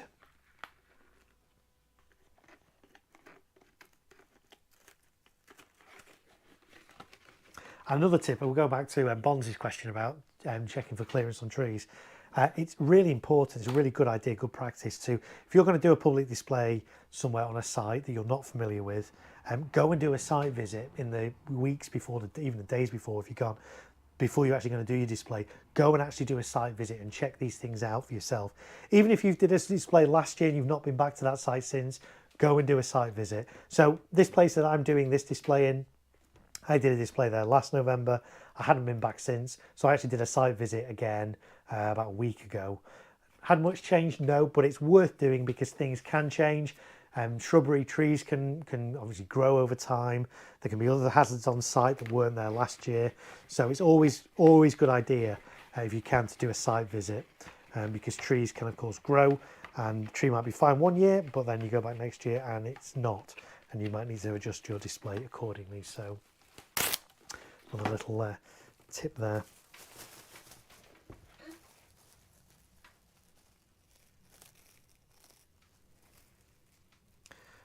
So yeah, I always try and do, well, I always do site visits. If you can't do a site visit for whatever reason, and it's a site you've never been to, do have a look on Google Maps. That can actually be a really useful tool. Again, the imagery is not always up to date, but the good thing about Google Maps is you can actually use it to measure distances. If you get a Google map up and you kind of right click, there's an option in the menu to measure distance. And from that point, and then you select another point and right click and measure distance to here. And that's a really good way that you can calculate your distances, your safety area, fallout area, your distance to spectators and things like that, using Google Maps if you can't do a site visit. Or even if you can do a site visit, use Google Maps as well to check all your distances. Right, so let's get that around the bottom there and around the bottom on this side, like so. Turn it around. So again, bottoms up first on here, sides in, and then top down. Same on this side, so bottoms up, sides in, and top down. And then I'm going to do a piece the other way as well, because this didn't quite cover all this. I mean, you can get wider cling film, sarin wrap. If you're in the US and thinking, what's he talking about? What's cling film? It's sarin wrap, food wrap. And it works really well at waterproofing cakes. As I did mention on my other stream, I said I don't talk about e-matching too much. E-matches are susceptible to static, and you can generate static off cling film. So just something to be mindful of if you are using e-matches. Say it's not something I'm going to show on my streams for obvious reasons, but just be wary of using cling film, anything that can generate static around e-matches. So that said, let's get this done like that. Let's get this, oh, let's not stick it to my parcel tape. Let's get that around there. Actually, I've still not done that quite long enough. There's a bit at the bottom that isn't waterproofed. We'll come back to that in a second. Let's do that now. Didn't quite do that piece long enough, so there's a little square in the bottom there that is potentially not waterproof. So let's just do a little bit more. Let's just do another layer, in fact. It's not going to do any harm to do another layer of this. Let's turn this back the right way.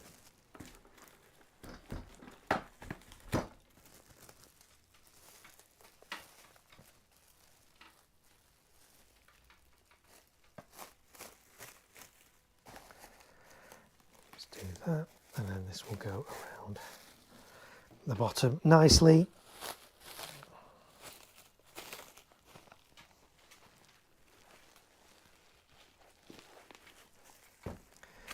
Right, and then, as ever, bottoms up,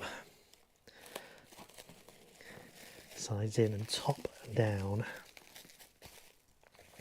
on these, sides in, bottom up, and top down. So that's a bis from Pyroworks ready to go. Let's label that up. Let's find what that's going into on my system. That is going into J1. So where did I put my, there it is, my electrical tape.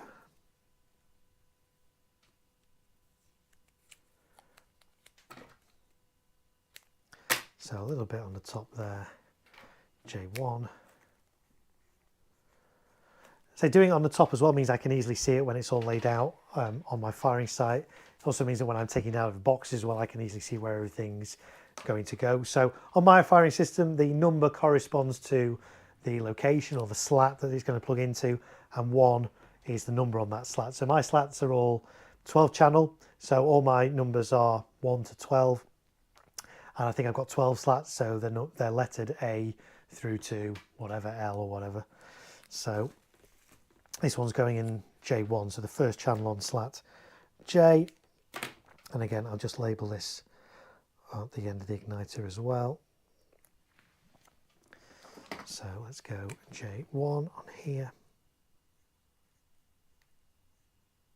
That's good. There's that one done.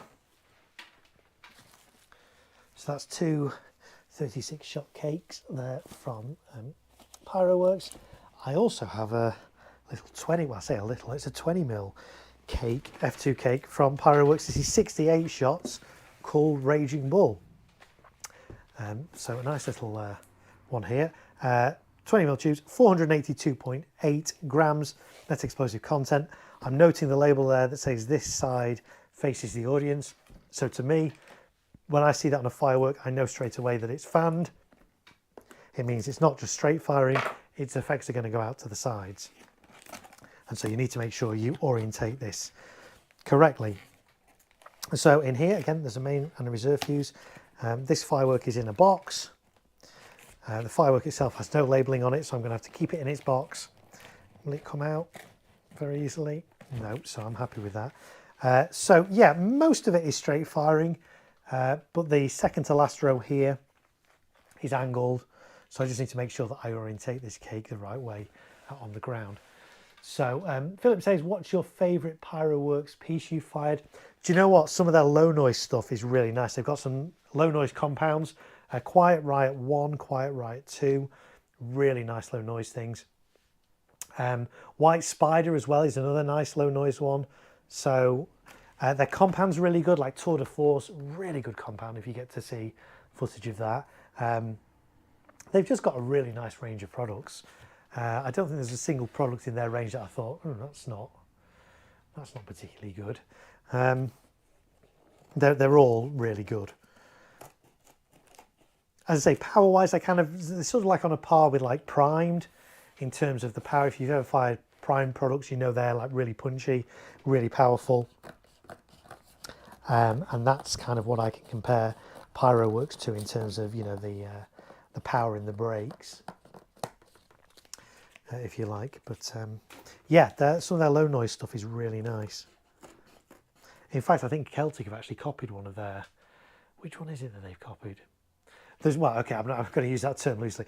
There's, it might be Quiet Riot 1 from Pyroworks is very similar to a low noise barrage that Celtic have brought out, the name of which escapes me. But it's very similar, let's just say that.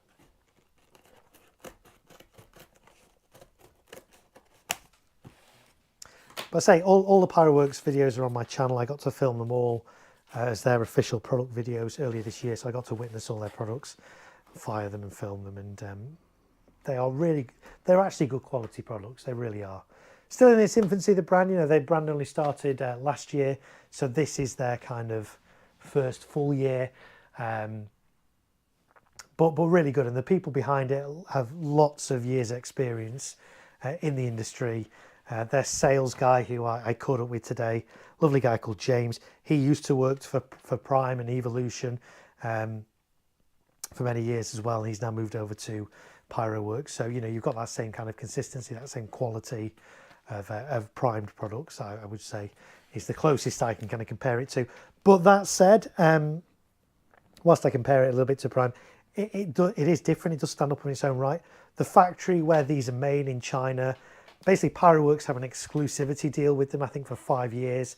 So for the next, I think, 3 years, this factory won't be making anything else for the UK market. So Pyroworks are the only people using this particular factory. So their products are quite different to other people's products that are out there. You know, a lot of the factories in China will make products for various different companies, Celtic and Vivid and the likes. Whereas the factory that make these are only making them in the UK for Pyroworks for the next 3 years. So, you know, they're a bit different. They're a bit special, these products, because they're not, you know, they're not similar to all the stuff that's out there. So, did they ask you personally to go and film, and are they linked to Anfield, or do they just supply them? They just supply them. I think the guy that runs Anfield, Carl, lovely guy, caught up with him last week. He knows the owner of Pyroworks, but I think they are just, they are effectively a retailer, or I think Pyroworks did do a couple of exclusive products for them as well that are only available at Anfield at Fireworks. So did they personally ask you to go and film? So how it came about, those of you who don't know, there's a forum we have here in the UK called the UK Firework Review Forum, UKFR, and it's a forum where professionals hang out, professional pyrotechnicians, enthusiasts, retailers, importers, manufacturers, you name it, everybody connected with fireworks hangs out there. It's a really good forum, really friendly, and lots of useful information there. And anyway, earlier on in this year, it may have even been the tail end of last year, Pyroworks were on the forums. They were talking about their new rockets. They had a new pack of rockets coming out, I think we're called Mesmerize or something like that. I can't even remember, the name escapes me. But they said, there'll be some samples available. So I'd messaged them and said, look, I've got a little bit of a YouTube channel. If you want me to fire these rockets and film them for you, so you got some footage, I'd be more than happy to do that. And they came back and said, yeah, I'm sure we can sort you out. And then they came back, I think a day later, said, actually, do you want to come and film our entire product catalogue? I'm like, yes, please. So I went down earlier on in the year, it was about February, March time, to this top secret location, this top secret bunker, which is so secret it doesn't have an address, it just has GPS coordinates. So I went down there and we fired virtually their whole product range, like 39, 40 products out of their range, and filmed it all. And then I did all the videos for them. So that's kind of how that came about. So did they ask me to personally go and film? Yes, they did. Jack is here. Hi, Jack. Jack Lee says, hey, I'm really liking Rikeo, however we're pronouncing it. Yes, so for those of you who don't know, it's basically an offshoot. It's a secondary daughter brand, sister brand, brother brand, whatever you want to call it, to Vivid. It's their first year bringing products in. I am actually using one of their products in my display. A lot of their products, in fact, most of their products are F3. I can't use F3 in this display due to space, but they do have an F2 product. I think it's Thunderbolt 3. So I'm going to use that in my display and see how that performs. It looks good from all the footage I've seen of that. Why they didn't bring it under the Vivid brand, why they had to start another brand, I don't know. I'm sure there's a reason for that. But yes, it does look impressive. Jack Lee says great community. I think he's talking about the forums rather than my channel, but hey, my channel's a great community as well. Let's see. Luke saying Primal Vivid for me. Remember the first batch of Skybreakers that came through. Really did. Yeah, I mean Vivid are right up there for me. Vivid, when they came onto the market 5-6 years ago, they kind of took the market by storm. Everybody was sort of blown away by the quality of their products and the colours of their products. Their products were actually quite vivid, the colours.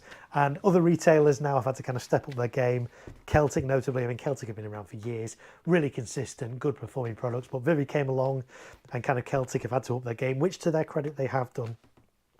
And so you've got kind of Celtic and Vivid up there at the moment, and lots of new brands kind of coming through, and we'll see what happens with those. But it is actually really an exciting time in the firework industry because there are so many new brands, so much choice. In fact, the market's almost getting saturated now. There are so many products out there. So yeah. Like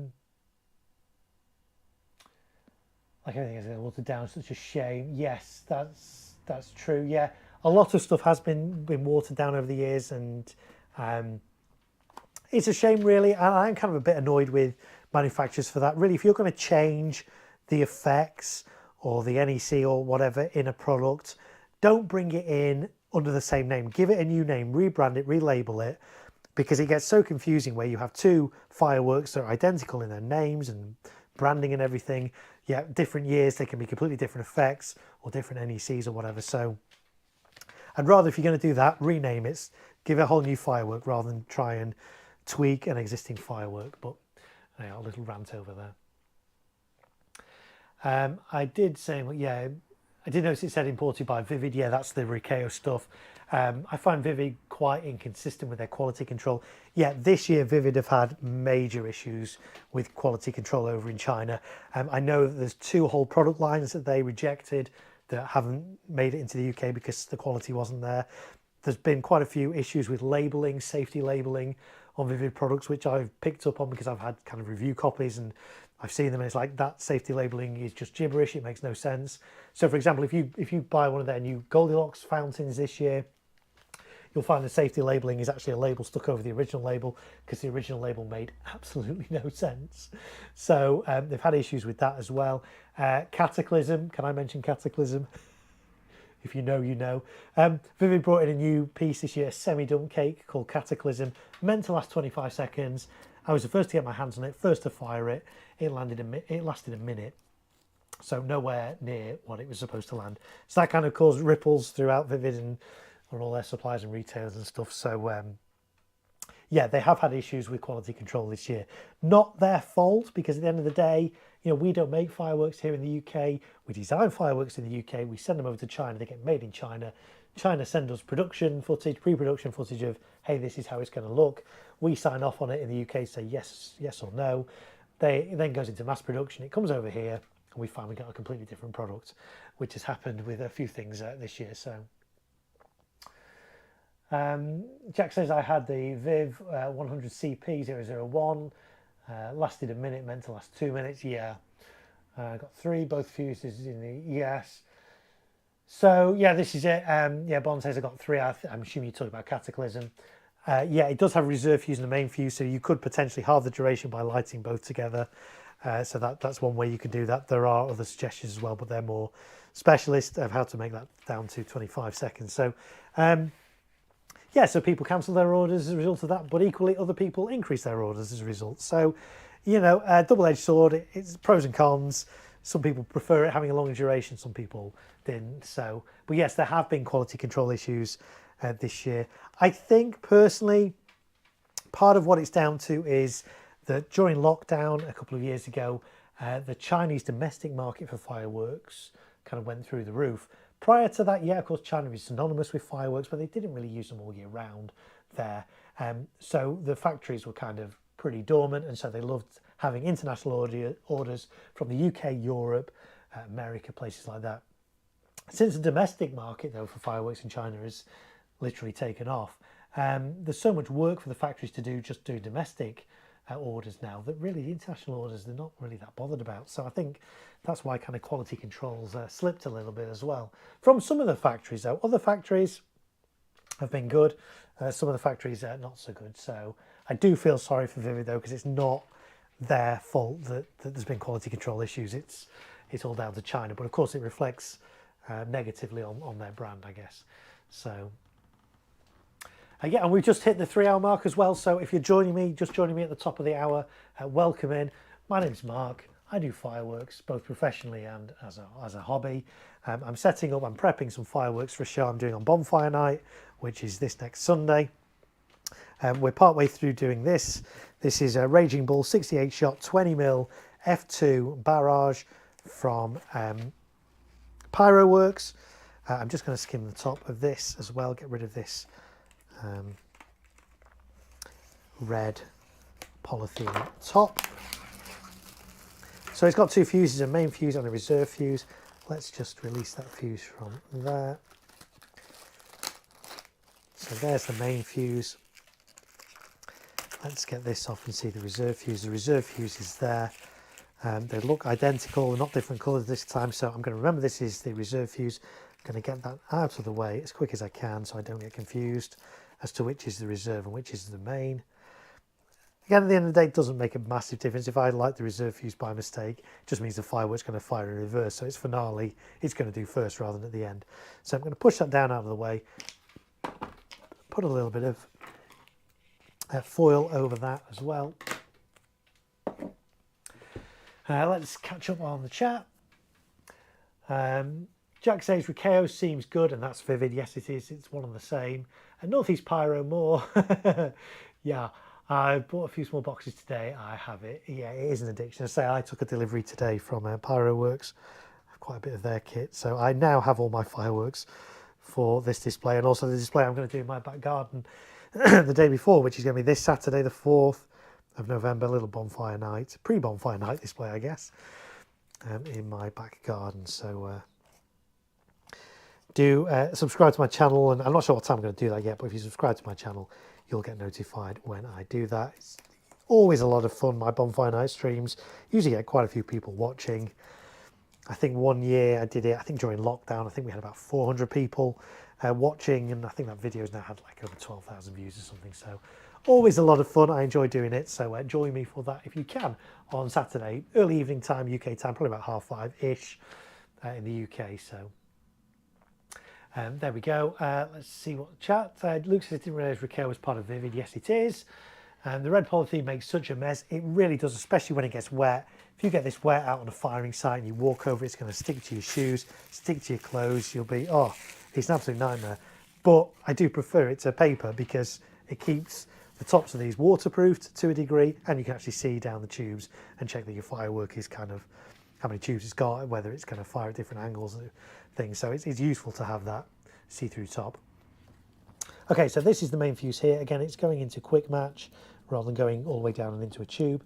So I am just going to clip one of my talons on to that as close as I can to where the visco goes into the quick match.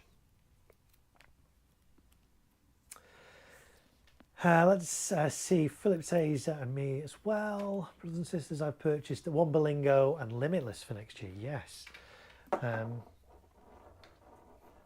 Yeah, Jack didn't realise that Raquel was part of Vivid. Yeah, I don't know why they've done it as a separate brand as opposed to bringing it in under the Vivid brand. I don't know. I'm sure there's a reason for that.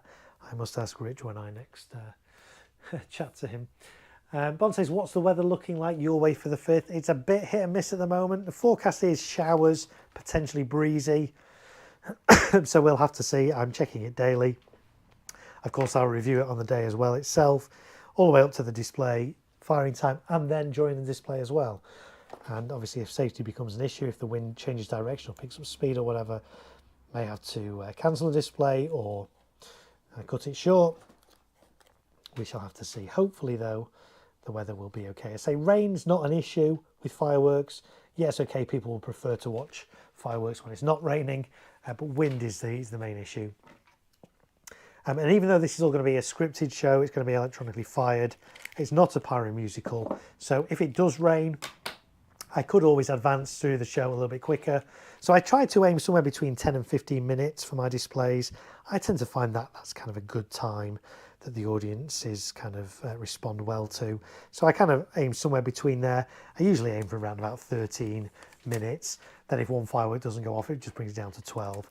So I think anything less than 10 minutes and the audience don't really feel like they've got their money's worth, if you like, out of it. I mean, even though that said, this is a free display, there's no charge to watch this display. Any longer and the audience can get a bit bored. So 10 to 15 minutes, somewhere in that region, I find works quite well. But again, if it's raining, I can go through the fireworks a little bit quicker and bring the duration down a bit. So instead of it lasting 12, 13 minutes, I can bring it down and make it last like 9 minutes by just overlapping fireworks a bit. So yeah, the weather's looking kind of, we'll have to see what the weather's like. We are still only on Monday. The display is on Sunday, so we've got a little bit of time yet. Jack says, why can't they come with cling film on them? Yeah, I guess because most of the time it's not an issue. You don't need to waterproof this. If you're doing a little fireworks thing in your back garden and, you know, a few little cakes in a selection box or whatever, chances are you're not going to set them up hours in advance. You're going to set them up, put it down and light it, and away you go. In which case it's not an issue because, you know, you can have a couple of minutes rain on these fireworks, not a problem. But when you're setting up a big display, you know, there's 168, did we say 169 individual fireworks in this display. Obviously, you can't just set those up a couple of minutes beforehand. These are going to be set up several hours beforehand. So they're going to be sat out in the elements for a while. So that's why you need to waterproof them. But generally, if you're just doing something at home, just a few little fireworks, even if it's raining, you don't really need to bother waterproofing them, really. The other thing to think about as well, it's not going to be an issue in November, but around December time, if you're setting up a big display and you're leaving, you know, setting it up several hours in advance, if it's cold, if the ground is frozen, your fireworks can actually freeze, and that can affect the performance, and you can end up with brakes not going as high as well. So these are just all things to bear in mind. If I was setting this cake up and the ground was frozen, I wouldn't be putting this straight on the ground. In fact, I'm not going to be putting this straight on the ground anyway. It's going to be on a board. But raise it up off the ground. It will just keep that a little bit warmer as well. So there we go. Right, let's get this covered in cling film. Got to remember as well, this has angles in as well. So when we label the top, we will make sure we put a little indication of the orientation of this as well. So we should do a layer this way first.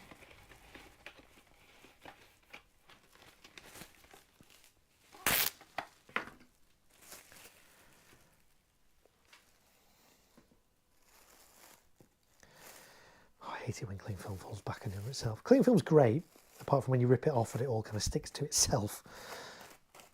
I guess that is the point of cling film, really. If it didn't do that, then it wouldn't be cling film, would it? So I guess I can't complain. Right, let's get this igniter wire out of the way on this side. Have that coming out there. So I'm going to wrap this round underneath that side. I'm going to come around here and wrap it round underneath here. That, and then you know the story, bottoms up, sides in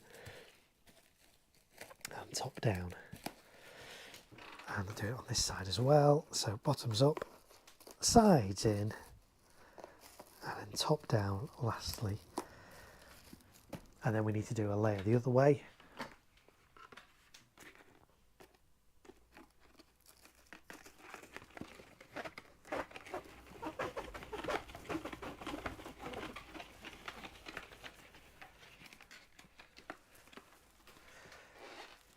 If I stick this on before I rip it, it might not all stick to itself. There we go. That's a good way of doing it. Okay, so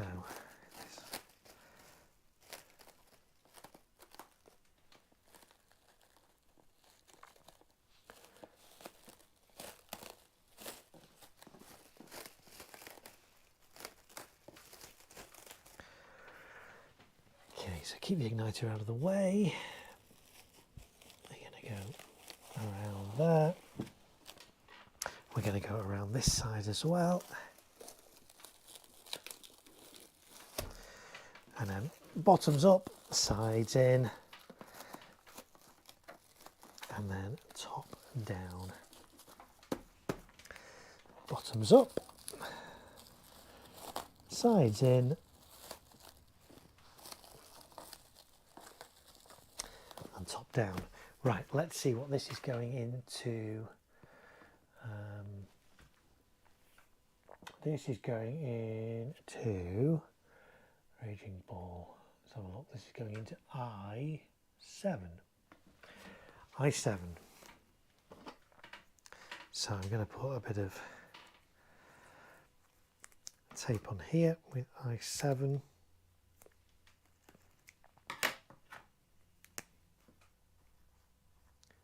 I'm also going to do an arrow on here.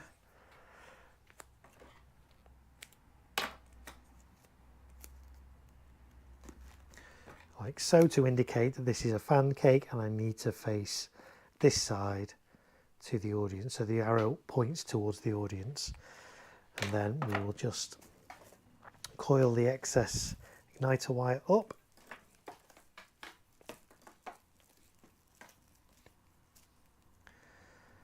Like so, and then put a little label on this as well on the end of the igniter wire to indicate that it's I7.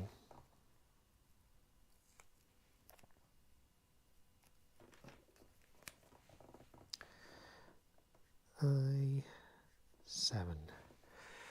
That's good. Corey says, I'm surprised you don't have a big roll of pallet wrap with the amount of cakes. Looks like you've wrapped.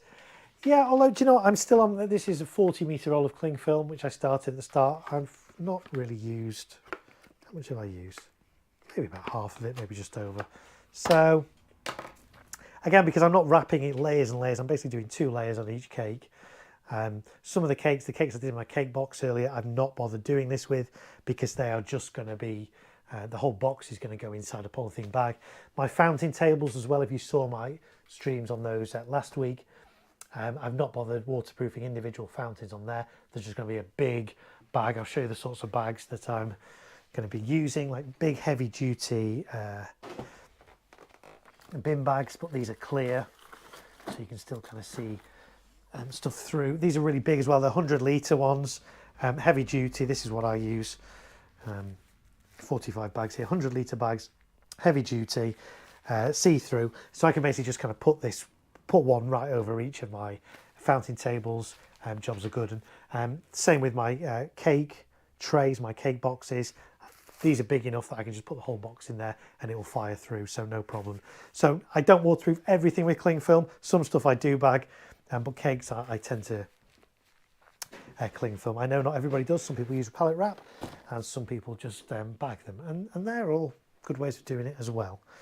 I say there's no right or wrong way. This is just the way I like to do it. So there we go. That's that one done. Let's put this over to one side. So I think that's all my Pyroworks cakes for this particular display prepped now. So I've still got a few more cakes I need to do things with. So let's get these ones out. So Stardust from Black Cat, quite similar to Angel Dust from Brothers, which I'm really pleased has come back now, but Stardust was cheaper, so I went for Stardust this year. I've got 5 of these.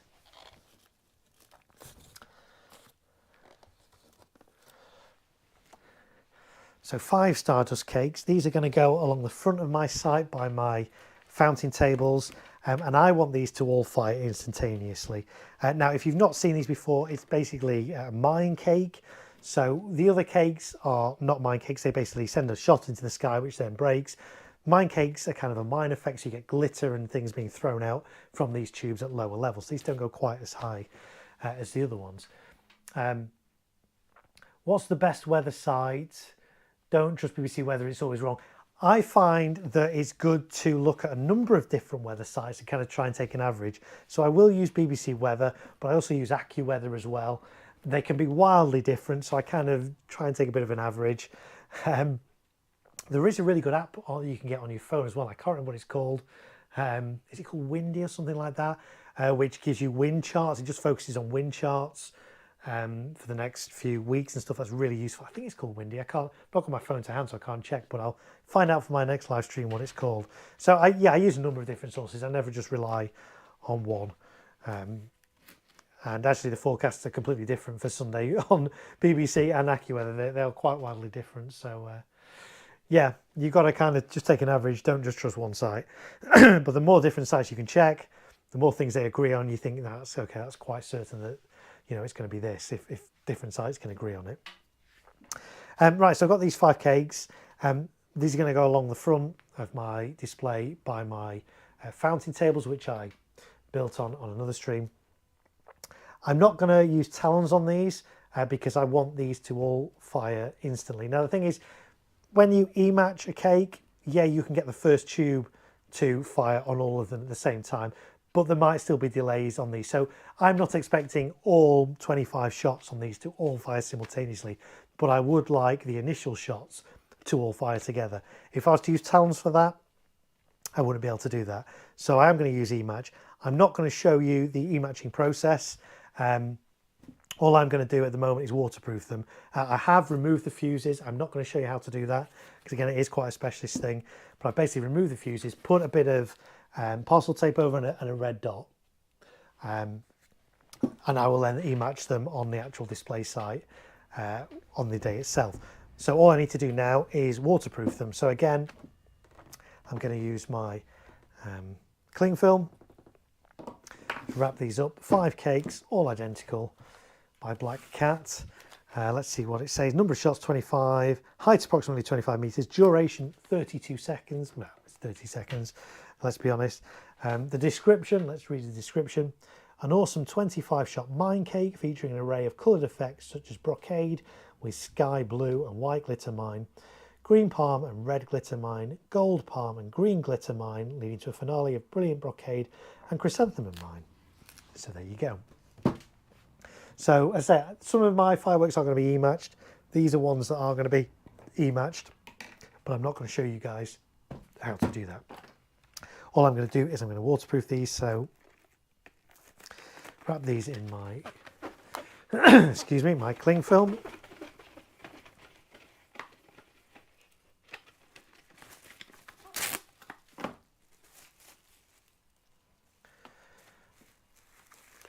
So these are small enough that I may actually be able to get away with just one layer of cling film on these. Let's have a look, see how they do. So bottoms up, sides in, top down. Yeah, actually, I'm going to get away with just a single layer of this. So bottoms up,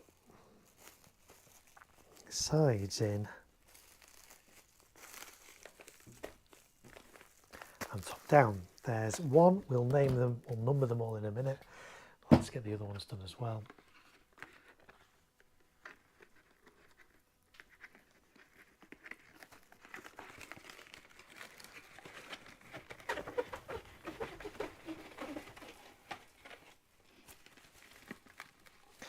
So yeah, in my original plan, when I was originally designing this show, I did have these down as angel dust, but then I got a good price on these, so I thought they're quite similar, let's use these.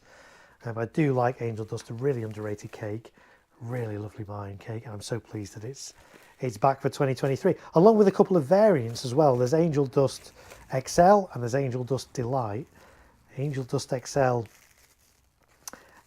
is very similar, but it also has, it's almost a combination of kind of angel dust and night tails. It's got some like horsetail waterfall breaks above it as well, so it's kind of a bit of a not a true mine cake because it's got some breaks as well, but that's Angel Dust XL. And then there's Angel Dust Delight, which is basically a fanned version of Angel Dust, because Angel Dust is traditionally straight firing. So yeah, a couple of varieties of those as well. I'll be honest, I'd say what else put me off them. The landed footage, not the landed footage, the product footage of Angel Dust this year looked awful. It looked, brothers had tweaked the contrast on it so much that it didn't look gold anymore. It looked kind of red, and it's just like, yeah, I'm not convinced that's a true to life product video. So that was a bit of a warning sign for me. So yeah, I went with Stardust in the end. So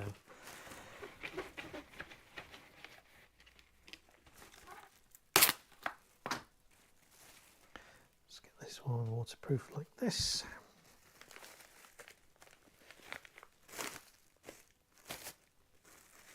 Bottoms up, sides in, top down.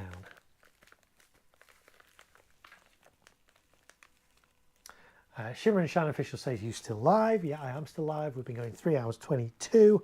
Not going to be going a massive much longer tonight because I do need sleep, but we'll get these cakes done. We might get a few more done. We shall see. So bottom up, sides in, and top down. If you're wondering what am I talking about, it's the order that I'm folding the cling film up. I fold the top down last, because if I fold the top down first and the bottom up last, water can actually seep into the cake and get into the bottom of it. So by doing the top bit of the cling film down last, rain can't get in from above. And it's all the way round, so this is waterproof. This could stand on soggy ground and be okay. I am going to put, I never stand cakes straight on soggy ground. I know some people do, but I find they perform better if they're on boards. If you've got really soggy wet ground and you've got a big, I mean this is only a small 20mm cake. If you've got a bigger cake with bigger tubes, the recoil, if you've not got it on a stable flat surface like this and you've just got it on mushy ground, the shot tubes can actually fire into the ground and can break the fuse, and you can find that your firework A doesn't go as high as it should, and B only like partially fires. So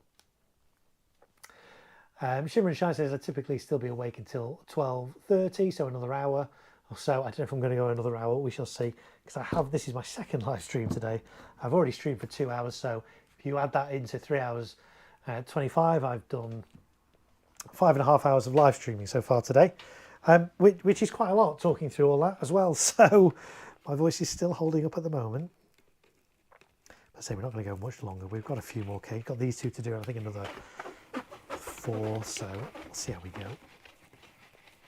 But I do appreciate you guys all still being with me. 9 people watching at the moment. If you've been here for the whole 3 hours 24 minutes, I appreciate it. I value your company. Thank you very much. I hope you found it entertaining, enjoyable, and fun. Angel Dust is a tried and tested firework. Yes, it is. Really nice, and I'm really pleased it's back.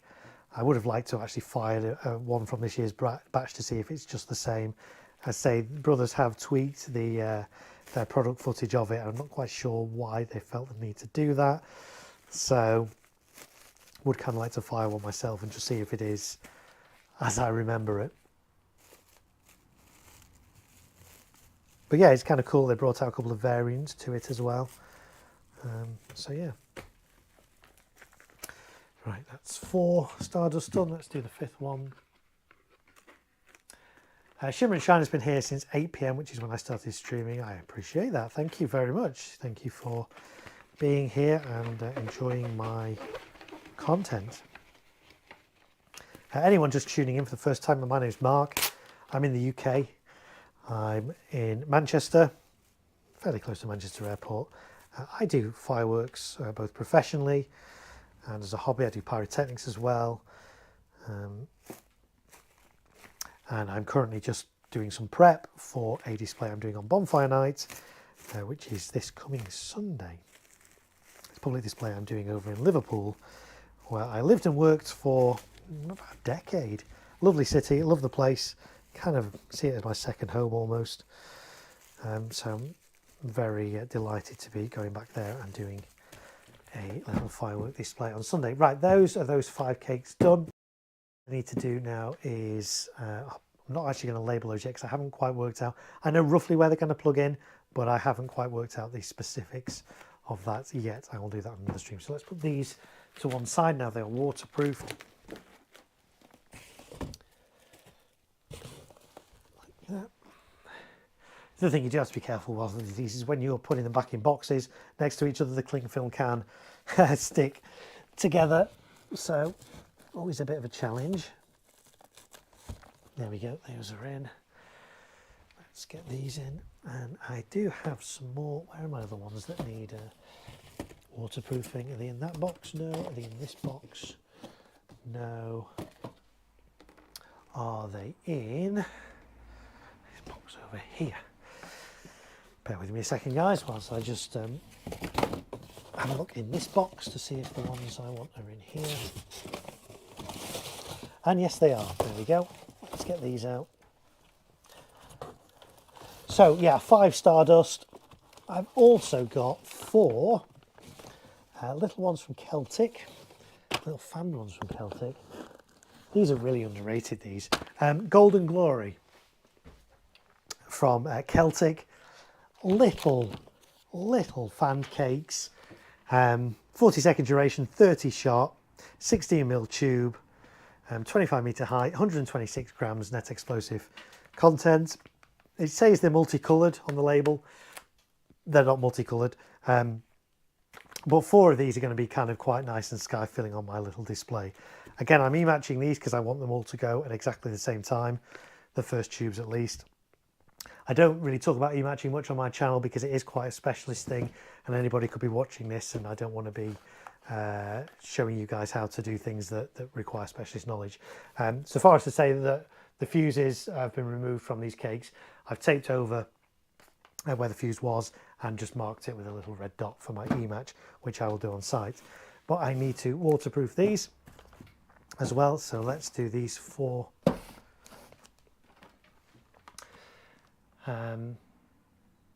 Let's have a look. Philip says, what's your first memory of Bonfire Night? I think we talked about this on one of the other streams. So my first memory of Bonfire Night was as a kid, and back in those days you could buy fireworks in your local newsagents, your local corner shop. So I would go in with my dad and we'd look to our newsagents and we'd look at all the firework selection boxes and we'd buy one. It would never be a particularly big one, you know, it wouldn't be the smallest, but it wouldn't be the largest. But we'd take it home and I'd get it out on the dining room table and I'd open it up and I'd take each individual firework out and read all the labels and just be like in awe of the packaging on these fireworks. And of course we'd light them in the garden. Well, my dad would light them obviously. And we'd have sparklers and treacle toffee and, you know, just happy memories, you know, in the back garden as a family. I love doing that. So those are my earliest memories of Bonfire Night. What about you guys? What are your earliest memories of Bonfire Night? Philip says, Golden Glory is so underrated. It really is. I say really cheap cake, really inexpensive from Celtic, really quite small, but it does actually have, you know, a nice little punch to it. Northeast Paris says, fancy donating a few cakes. So bottoms up, sides in and top down. Same on this side. So bottoms up, sides in, top down.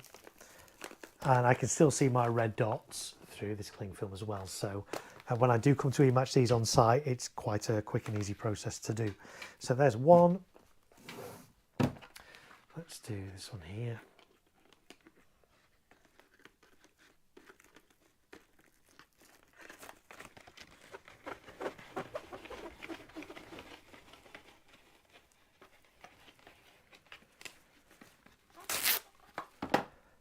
So yeah, 4 of these fired together, I think he's going to look pretty good. Again, if you're just joining me, I am limited to Cat F2 products at this site, basically because of space. I don't have a massive amount of space to do F3 stuff, so everything I fire is F2. But you know, there's enough variety out there, there's enough good quality F2 products these days that you can actually do a pretty good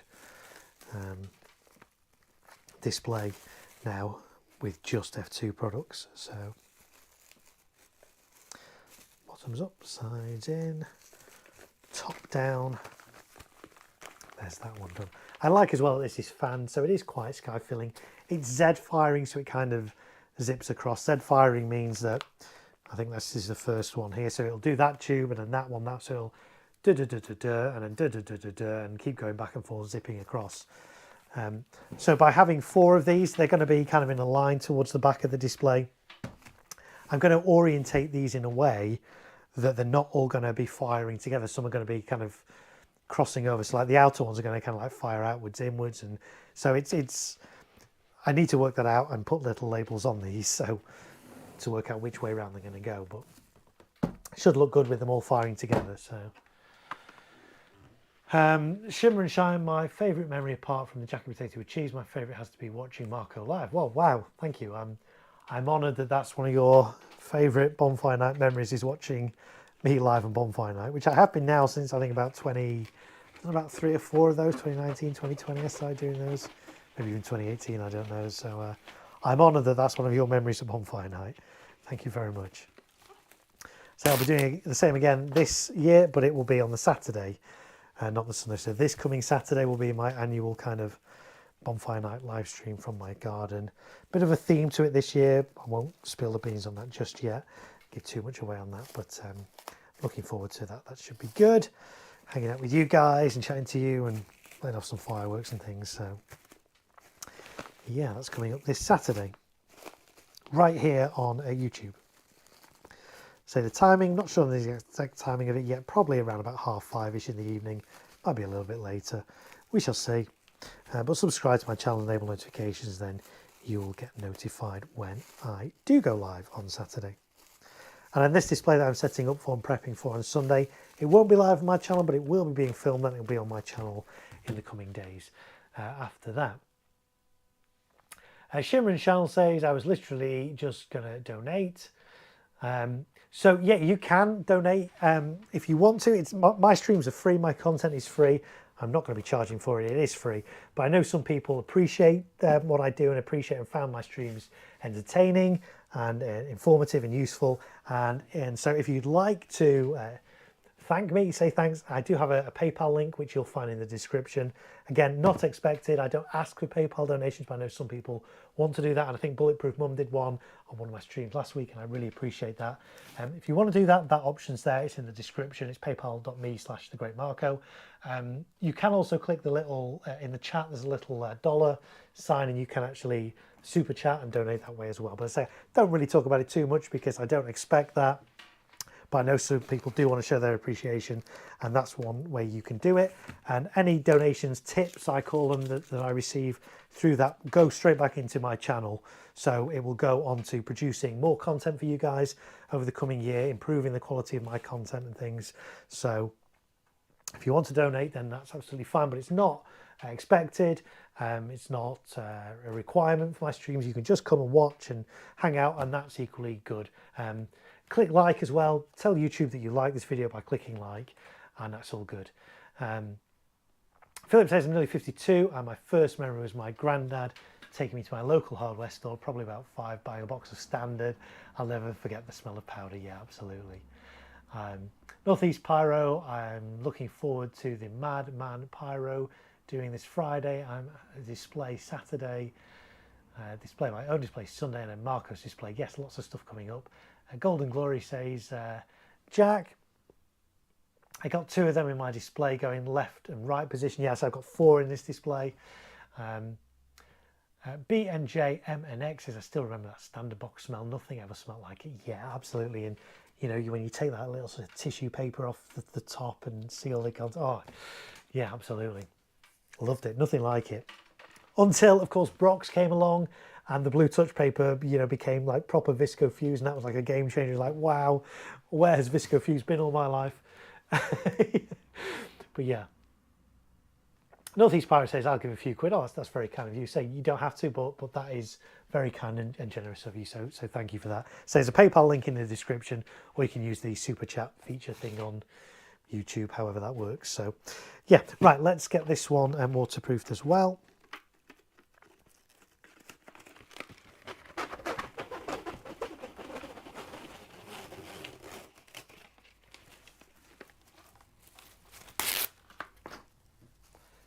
So let's, oh, it's stuck on itself again.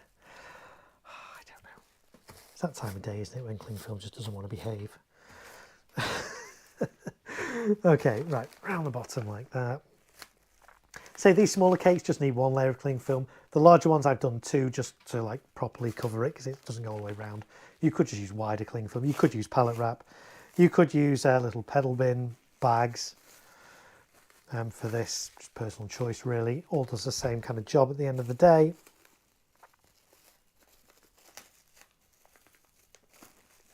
I just find cling film, yeah, it's probably the more time consuming of the methods, but it's also the cheaper of the methods. I find using cling film than it is to use pallet wrap or to use you know, bags and things.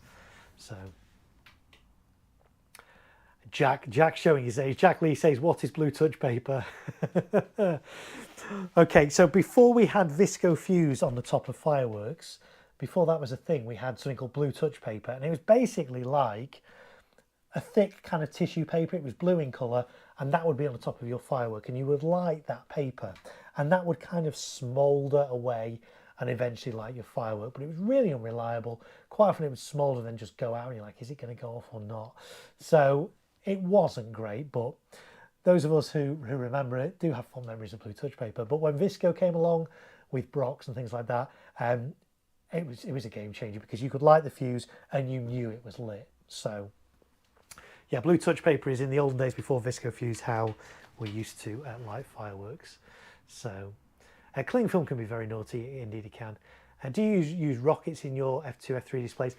No, I'll use rockets in my back garden when I'm just doing something here. I don't use rockets in any public displays anymore. I just found their behaviour to be a bit too erratic. You can never predict exactly where they're going to fly. They tend to track into the wind as well. You end up with rocket sticks falling all over the place, potentially into your audience, and so they're just a bit more hassle than they're worth.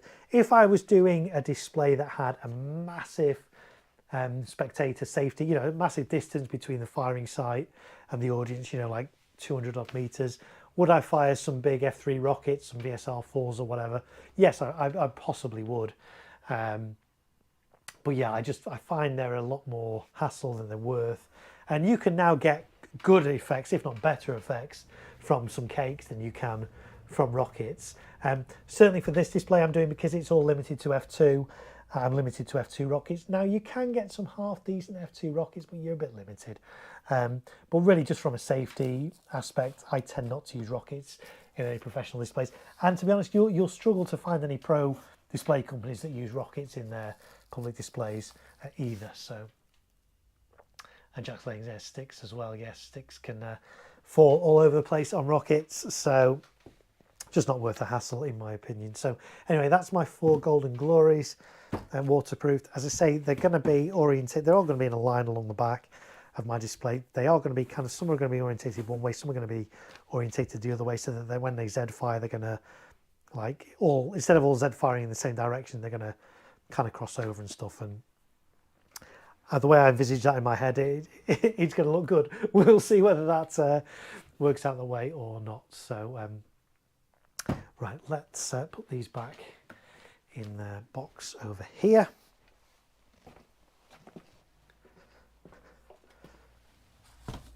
So I think that is actually now all my cakes for this show waterproofed. I don't know if I actually counted how many cakes there are in this show. Well, in those 2 boxes, in those cake boxes we did, there's 7 in each, that's 14. Then we did 15, 16, 17, 18. With the pyro works, we did another 5 starters, 19, 20, 21, 22, 23, 24, 25, 26, 27, 28. Let's have a little count while we're here. 28, 29, 30, 31, 32, 33, 34, 35, 36, 37. Anyway, in this box underneath here, let me have a little look. Let's get that out of the way. 37, 38, 39, 40, 41, 42. There's about 42 cakes in this display, which is quite a lot. But again, you've got to remember these are F2, so some of them only have quite a short duration, 20 odd seconds or whatever. Some of them are going to be firing in pairs, like those, the cake boxes that I did, they're going to be on the opposite sides of the site. They've got the same fireworks in, they're going to be firing simultaneously. So it's not going to be like one cake after another. There are going to be multiple things going on at the same time. And you saw my fountain boards if you watch my other streams as well. So there's going to be fountains going off as well as cakes at the same time and stuff. So I try to keep a lot of energy in my displays rather than just like one firework at a time, because the audience are going to get bored. So lots of different things going off, lots of different effects, lots of different sounds, lots of different colours, shapes, all these kind of things all going, trying to hold the audience's interest. So that's my plan. Jack says, are you filming the display? I will be filming the display in 4K, 50 frames a second, multi-camera as well, so multiple angles and all that kind of stuff. I'll edit it and then put it on my channel in the days after Bonfire Night. Luke says, my dad used to take me to the local DIY shop and grab a selection box and a pack of air bombs. Yes, he would let me carry the bag to the car, and I felt like king of the world holding that carry bag. Absolutely, yeah. There's nothing like that feeling. Yeah. So yeah, I think that's all my cakes done. Now let me just check my list and see if I've done all my cakes. I think I have, which is really cool. So the things left for me to prep for this display on Sunday are my Roman candles, which I haven't done yet, and my my pre-front sights, I'm going to call them. So if you saw my streams last week, I set up my fountain boards, 5 of them on speaker stands that are going to go across the front of my display. There are actually going to be a few little fireworks in front of those, including those Stardust ones that you just saw me do. There's also going to be some really nice jelly bean fountains. I love a good jelly bean fountain. The audiences love them as well. So I've got 5 of, where are they? I've got 5 Spectrum fountains from Standard Fireworks. There's a load of different types of jelly bean fountains out there these days. This is just one of them. This is by Standard. I've got 5 of these. Why didn't I put these on my fountain boards? Well, these jelly bean fountains, okay, so a normal fountain sprays loads of sparks upwards like this. Jelly bean fountains are like little blobs of colour that just kind of come out, so it doesn't have a lot of height, but these blobs of colour do fall quite a long way. If you do this fountain on the ground, the blobs are going to be glowing on the floor, so you need to lift this up and then you get the blobs kind of flowing all the way down. If I put this on my fountain boards, the blobs will just flow down and kind of fall on the board. So these aren't going to be on boards, these are going to be on stakes. They are going to be raised off the ground. I'm going to use these big garden stakes. This is going to be attached to that, so it's going to be raised off the ground. This is going to be in the ground in front of my fountain boards, and there's going to be 5 of these going off. So these are Cat 2 as well, of course. Spectators need to be 8 metres away. 118 grams of NEC. Jelly bean fountains. Say there's lots of different types of jelly bean fountains. Lots of different people manufacture them. These are just the ones I got. These just worked out the cheapest out of all of them this year. So Baby Peach and Baby Daisy says hi. I just popped in to say hello. Bon says, is this the prep for your garden display? No, this is the prep for my public display in Liverpool on Sunday. I've not even started the prep yet for my my display yet on Saturday for my back garden. So there's quite a lot to do for that. So I'll probably end up streaming that. I'm not going to do that tonight. I want to get this one done for Sunday first, and then we will do the prep for the one on Saturday from my back garden. A little bit to prep for that. Obviously, that's not going to be quite as big as this one I'm doing, the public one in Liverpool. But my back garden one is still going to be good all the same. I've got some nice pieces in that, so it's going to have a bit of a theme to it as well. I don't really want to spoil the surprise on that yet, but I'm quite excited by my display I'm going to do in my garden for on Saturday. So let's see. Jack says, do you get paid for the displays or is it at your cost? So this display I'm doing on Sunday, it's a community display. They make a contribution towards the cost. And I kind of foot the bill for the rest of it. The pro displays I do, like the ones I've been doing this last week, yes, I do get paid for those. It's not a massive amount. As I say, there are very few people in the firework industry doing displays that make a living from it. It's basically your display company owners and that's it. Crew are all freelance. So, yes, I hope that answers your question on that. Shimmer and Shine are having parking for dessert tomorrow. Yeah, I've got some parking time on my stream, which I'll be eating live on my stream on Saturday. So yeah, be sure to tune in for that. I don't get so when I do my Bonfire Night streams from my garden, I do the fireworks and then I have a jacket potato and just chat on the stream. And so many people say that the highlight, I mean, the fireworks are good. Everyone raves about the fireworks, but so many people just stay for the post-firework jacket potato eating portion of the stream. I don't know why. But hey, there you go. And what thickness of the stakes you use? So I use a range of different thicknesses. Tends to be, for my cakes, I tend to use this thickness. Let me measure the size of these. These are like 22 mil. So 22 mil stakes. I actually kind of make these myself. I cut them down from slightly bigger stakes. You can get these from garden centres. You can get them from DIY shops. I tend to get mine from my B&M store. My local B&M store has a garden centre attached. It's really cheap. So I buy them this kind of length. This is, I don't know, 4 foot maybe. And I cut these down and get like 3 stakes out of each. Obviously I need to kind of shape a bit of a point in them. And that works quite well. Length of these, I do have different lengths. These particular ones, I have loads this length. These are about, let's have a look, 30... These are about 40 centimetres long, which is fine for cakes, really. You rarely get a cake that's taller than 40 centimetres. They're fine for that. Obviously, you need longer ones, bigger ones for candles. So I tend to use those. I do have some slightly thicker ones as well. If I'm doing F3 stuff, 30 mil F3, I'll use a slightly thicker stake. These ones are 30 mil across, so 22, 30 mil. Again, you pick these up from garden centres, DIY stores, relatively inexpensive. And again, if you kind of cut them up, you can get several steaks. Yeah, I get 3 steaks out of, you know, that's probably, you know, £1, £2, something like that. I can get 3 steaks out of that. And of course you can use these year after year. They're reusable. Yeah, occasionally they do get a bit charred. Occasionally they can get burnt. They can get frayed in the top from all the hammering. But they, you know, they do last a while. So it's worth investing in a few of these. And I say I use at least 1 on every single cake, if not 2 or 3 or 4, depending on the size of the cake. So how long are they? I think we've answered that. These are like 40 centimetre long, which I find is adequate for all the cakes that I do. If I'm using steaks for candles, which of course I do, I will use longer steaks for that.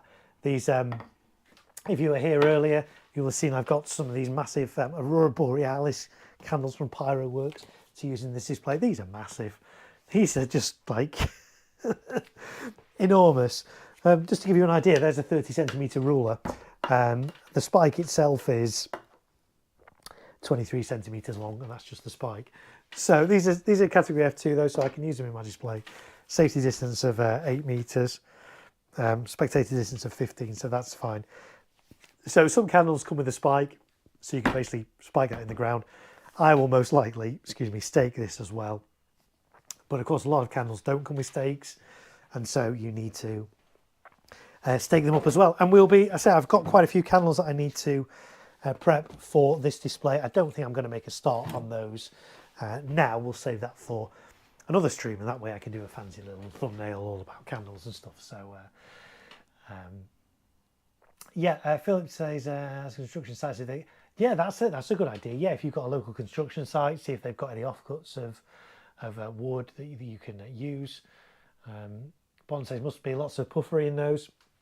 They are good candles. I say I have fired and filmed them, but I haven't actually opened the top of one of those and actually kind of looked at it properly. So we will, on the next stream, we will have a look at those, and probably it's not going to be today, possibly tomorrow, maybe Wednesday. We'll see. We'll open those up. We'll have a look at the top. We'll see how much puffery and air is inside them. But even though they are massive, they're not bad candles actually. I do like them. So there we go. Jacket potato with cheese has become a trend. Yes, it has. So yeah, there we go. So that's what I use for my steaks. And I say all my cakes that are not in the cake boxes will be staked with at least 1, if not more of these. And then I use gaffer tape to tape around the steak and the cake. I know some people that use cable ties. I know people that use string and rope and various things like that. I find this works really well. And it's really easy at the end of the night to remove your fireworks from the steak, because you can literally just slice with a little penknife, just slice down this tape. Firework comes away from the steak, you can then just lift the steak out of the ground. So, so that's what I use. So really inexpensive. You can use all kinds of different stakes. You just basically need something that will go into the ground and that will not move and keep your cake from toppling, flipping over, or moving around too much. So that's what I use for some smaller ones. If you've got a little fountain, I sometimes will just use like a bamboo cane, like a garden cane kind of thing, for something really small like that. Especially if I want to elevate it off the ground. You know, if you've got one of those Yorgi strobes, a little flame, something that I had on my fountain table, and you want to elevate that, you know, using a great big stake like this is a bit of overkill for that. Just a garden cane would do for something like that. But for cakes, yeah, I use something a bit more substantial. So say this is 22 mil square, about 40 centimetres long. You probably get away with 30 centimetres long. You can have a whole range of different lengths of these. But I get about 3 of these out of a 4-foot stake like this. I'm actually going to go out tomorrow and buy a few more of these. I could do with replacing a few, getting a few extra ones, because I've got, you know, so many cakes this year. So always good. You can never have too many stakes. Useful to have. Help keep all your fireworks nice and safe. So we are coming up to the 4-hour mark in 8 minutes time. So I don't think I'm going to start anything new on this stream. All my cakes are now done. My fountain tables are done. They were a lot of fun to do. Go and check out some of my earlier live streams from last week on those, and you'll see how I connected. There's like loads of fountains on there, single shots, some pyrotechnics, some T1 pyrotechnics on there. The new Goldilocks fountain from Vivid, some really cheap candles. If you've been watching my streams, on one of my earlier streams, somebody asked me which are my favourite firework brand and which are my least favourite. And I kind of made the claim that, yeah, even though there are some brands that I don't really go near because they're not great, there's no such thing as a bad firework. So I thought I need to kind of stand by my words there. So I went out and bought some really, really cheap diamond fireworks. I've never used diamond before in a display. Yeah, I mean, I've used diamond, but they're cheaper and not particularly high-end quality. We call them a value brand. But I thought I need to kind of live by my word. So having claimed that there's no such thing as a bad firework, I went out and bought some diamond candles. I'm going to use them in my display and let's see how they hold up amongst the other quality products from Yorgi and Celtic and Vivid and Vulcan and all those kind of things. So yeah, do go back and check that out. But yeah, so my fountain boards are ready. My cakes pretty much ready. I've got to assemble these kind of front sights, pre-front sights, if you like, that are going to be on these stakes. So they're going to have the jelly bean fountains on. They're also going to have some crackling granules on them as well. So we'll look at those on the next stream. But we are kind of nearly there now for my display on Sunday. I just need to program it all. As I say, I've not really kind of worked out the running order yet. I've got a rough idea in my head how it's going to look, how the finale is going to work, the order that things are going to fire in, but I need to kind of get that all programmed in to my firing system and work out durations and all those kind of things. So that's my next task. I don't know if I'm going to stream that because that might be quite a bit boring just looking at a computer screen. We'll see. Maybe I will, maybe I won't. But I say I've still got some more candle prep to do. So there will be some more live streams coming up this week. And I do still need to prep everything for my back garden display for Saturday as well. So there's a bit of prep to do for that as well. So lots more coming up over the next few days before the weekend. So if you're not subscribed to my channel and you've enjoyed this stream, please do click the like button to let YouTube know that you like this kind of thing. Also subscribe to my channel if you want more of this kind of content, and then you'll be notified if you enable notifications whenever I do go live. Thank you to everybody that has donated. If you have donated, gave me a little tip on this stream, I appreciate it. I don't think I've seen anything come through yet, but that's absolutely fine. I say my content is free. It's always going to be free. You don't have to pay for any of this, but I know some of you really do appreciate the time and the effort that I've put into these videos and reviews and live streams and giving you guys tips and tricks and safety information and stuff. So if you want to donate, make a little tip, show your appreciation, you're very welcome to. There are link is in the description, paypal.me/thegreatmarko. But I say it's not expected, and I don't really mention it an awful lot on my streams. So yeah, Philip says, good night, Marco. It's been brilliant again. Good night, everybody. Luke is saying bye as well. So yeah, I say we're coming up to midnight now here in the UK. My voice, well, I need to have a drink. My voice is starting to go because I have rabbited on for 4 or 5. I've done 6 hours of live streaming today, guys. 6 hours of talking. Yeah, that's more than I do in a week. Yeah. But anyway, I've enjoyed it. I hope you guys have too. I hope you guys all have a great evening or night or morning or wherever you are in the world. So thank you for watching me. I'll be live again in the next coming few days. So hope to see you guys, as many of you guys as want to come back again. So until then though, I'm going to wish you all good night. Thank you for being here. I've enjoyed it. I hope you guys have too as well. And I'll see you all again very soon. So thanks everybody. And I'll click this button to end the stream and I will say bye for now.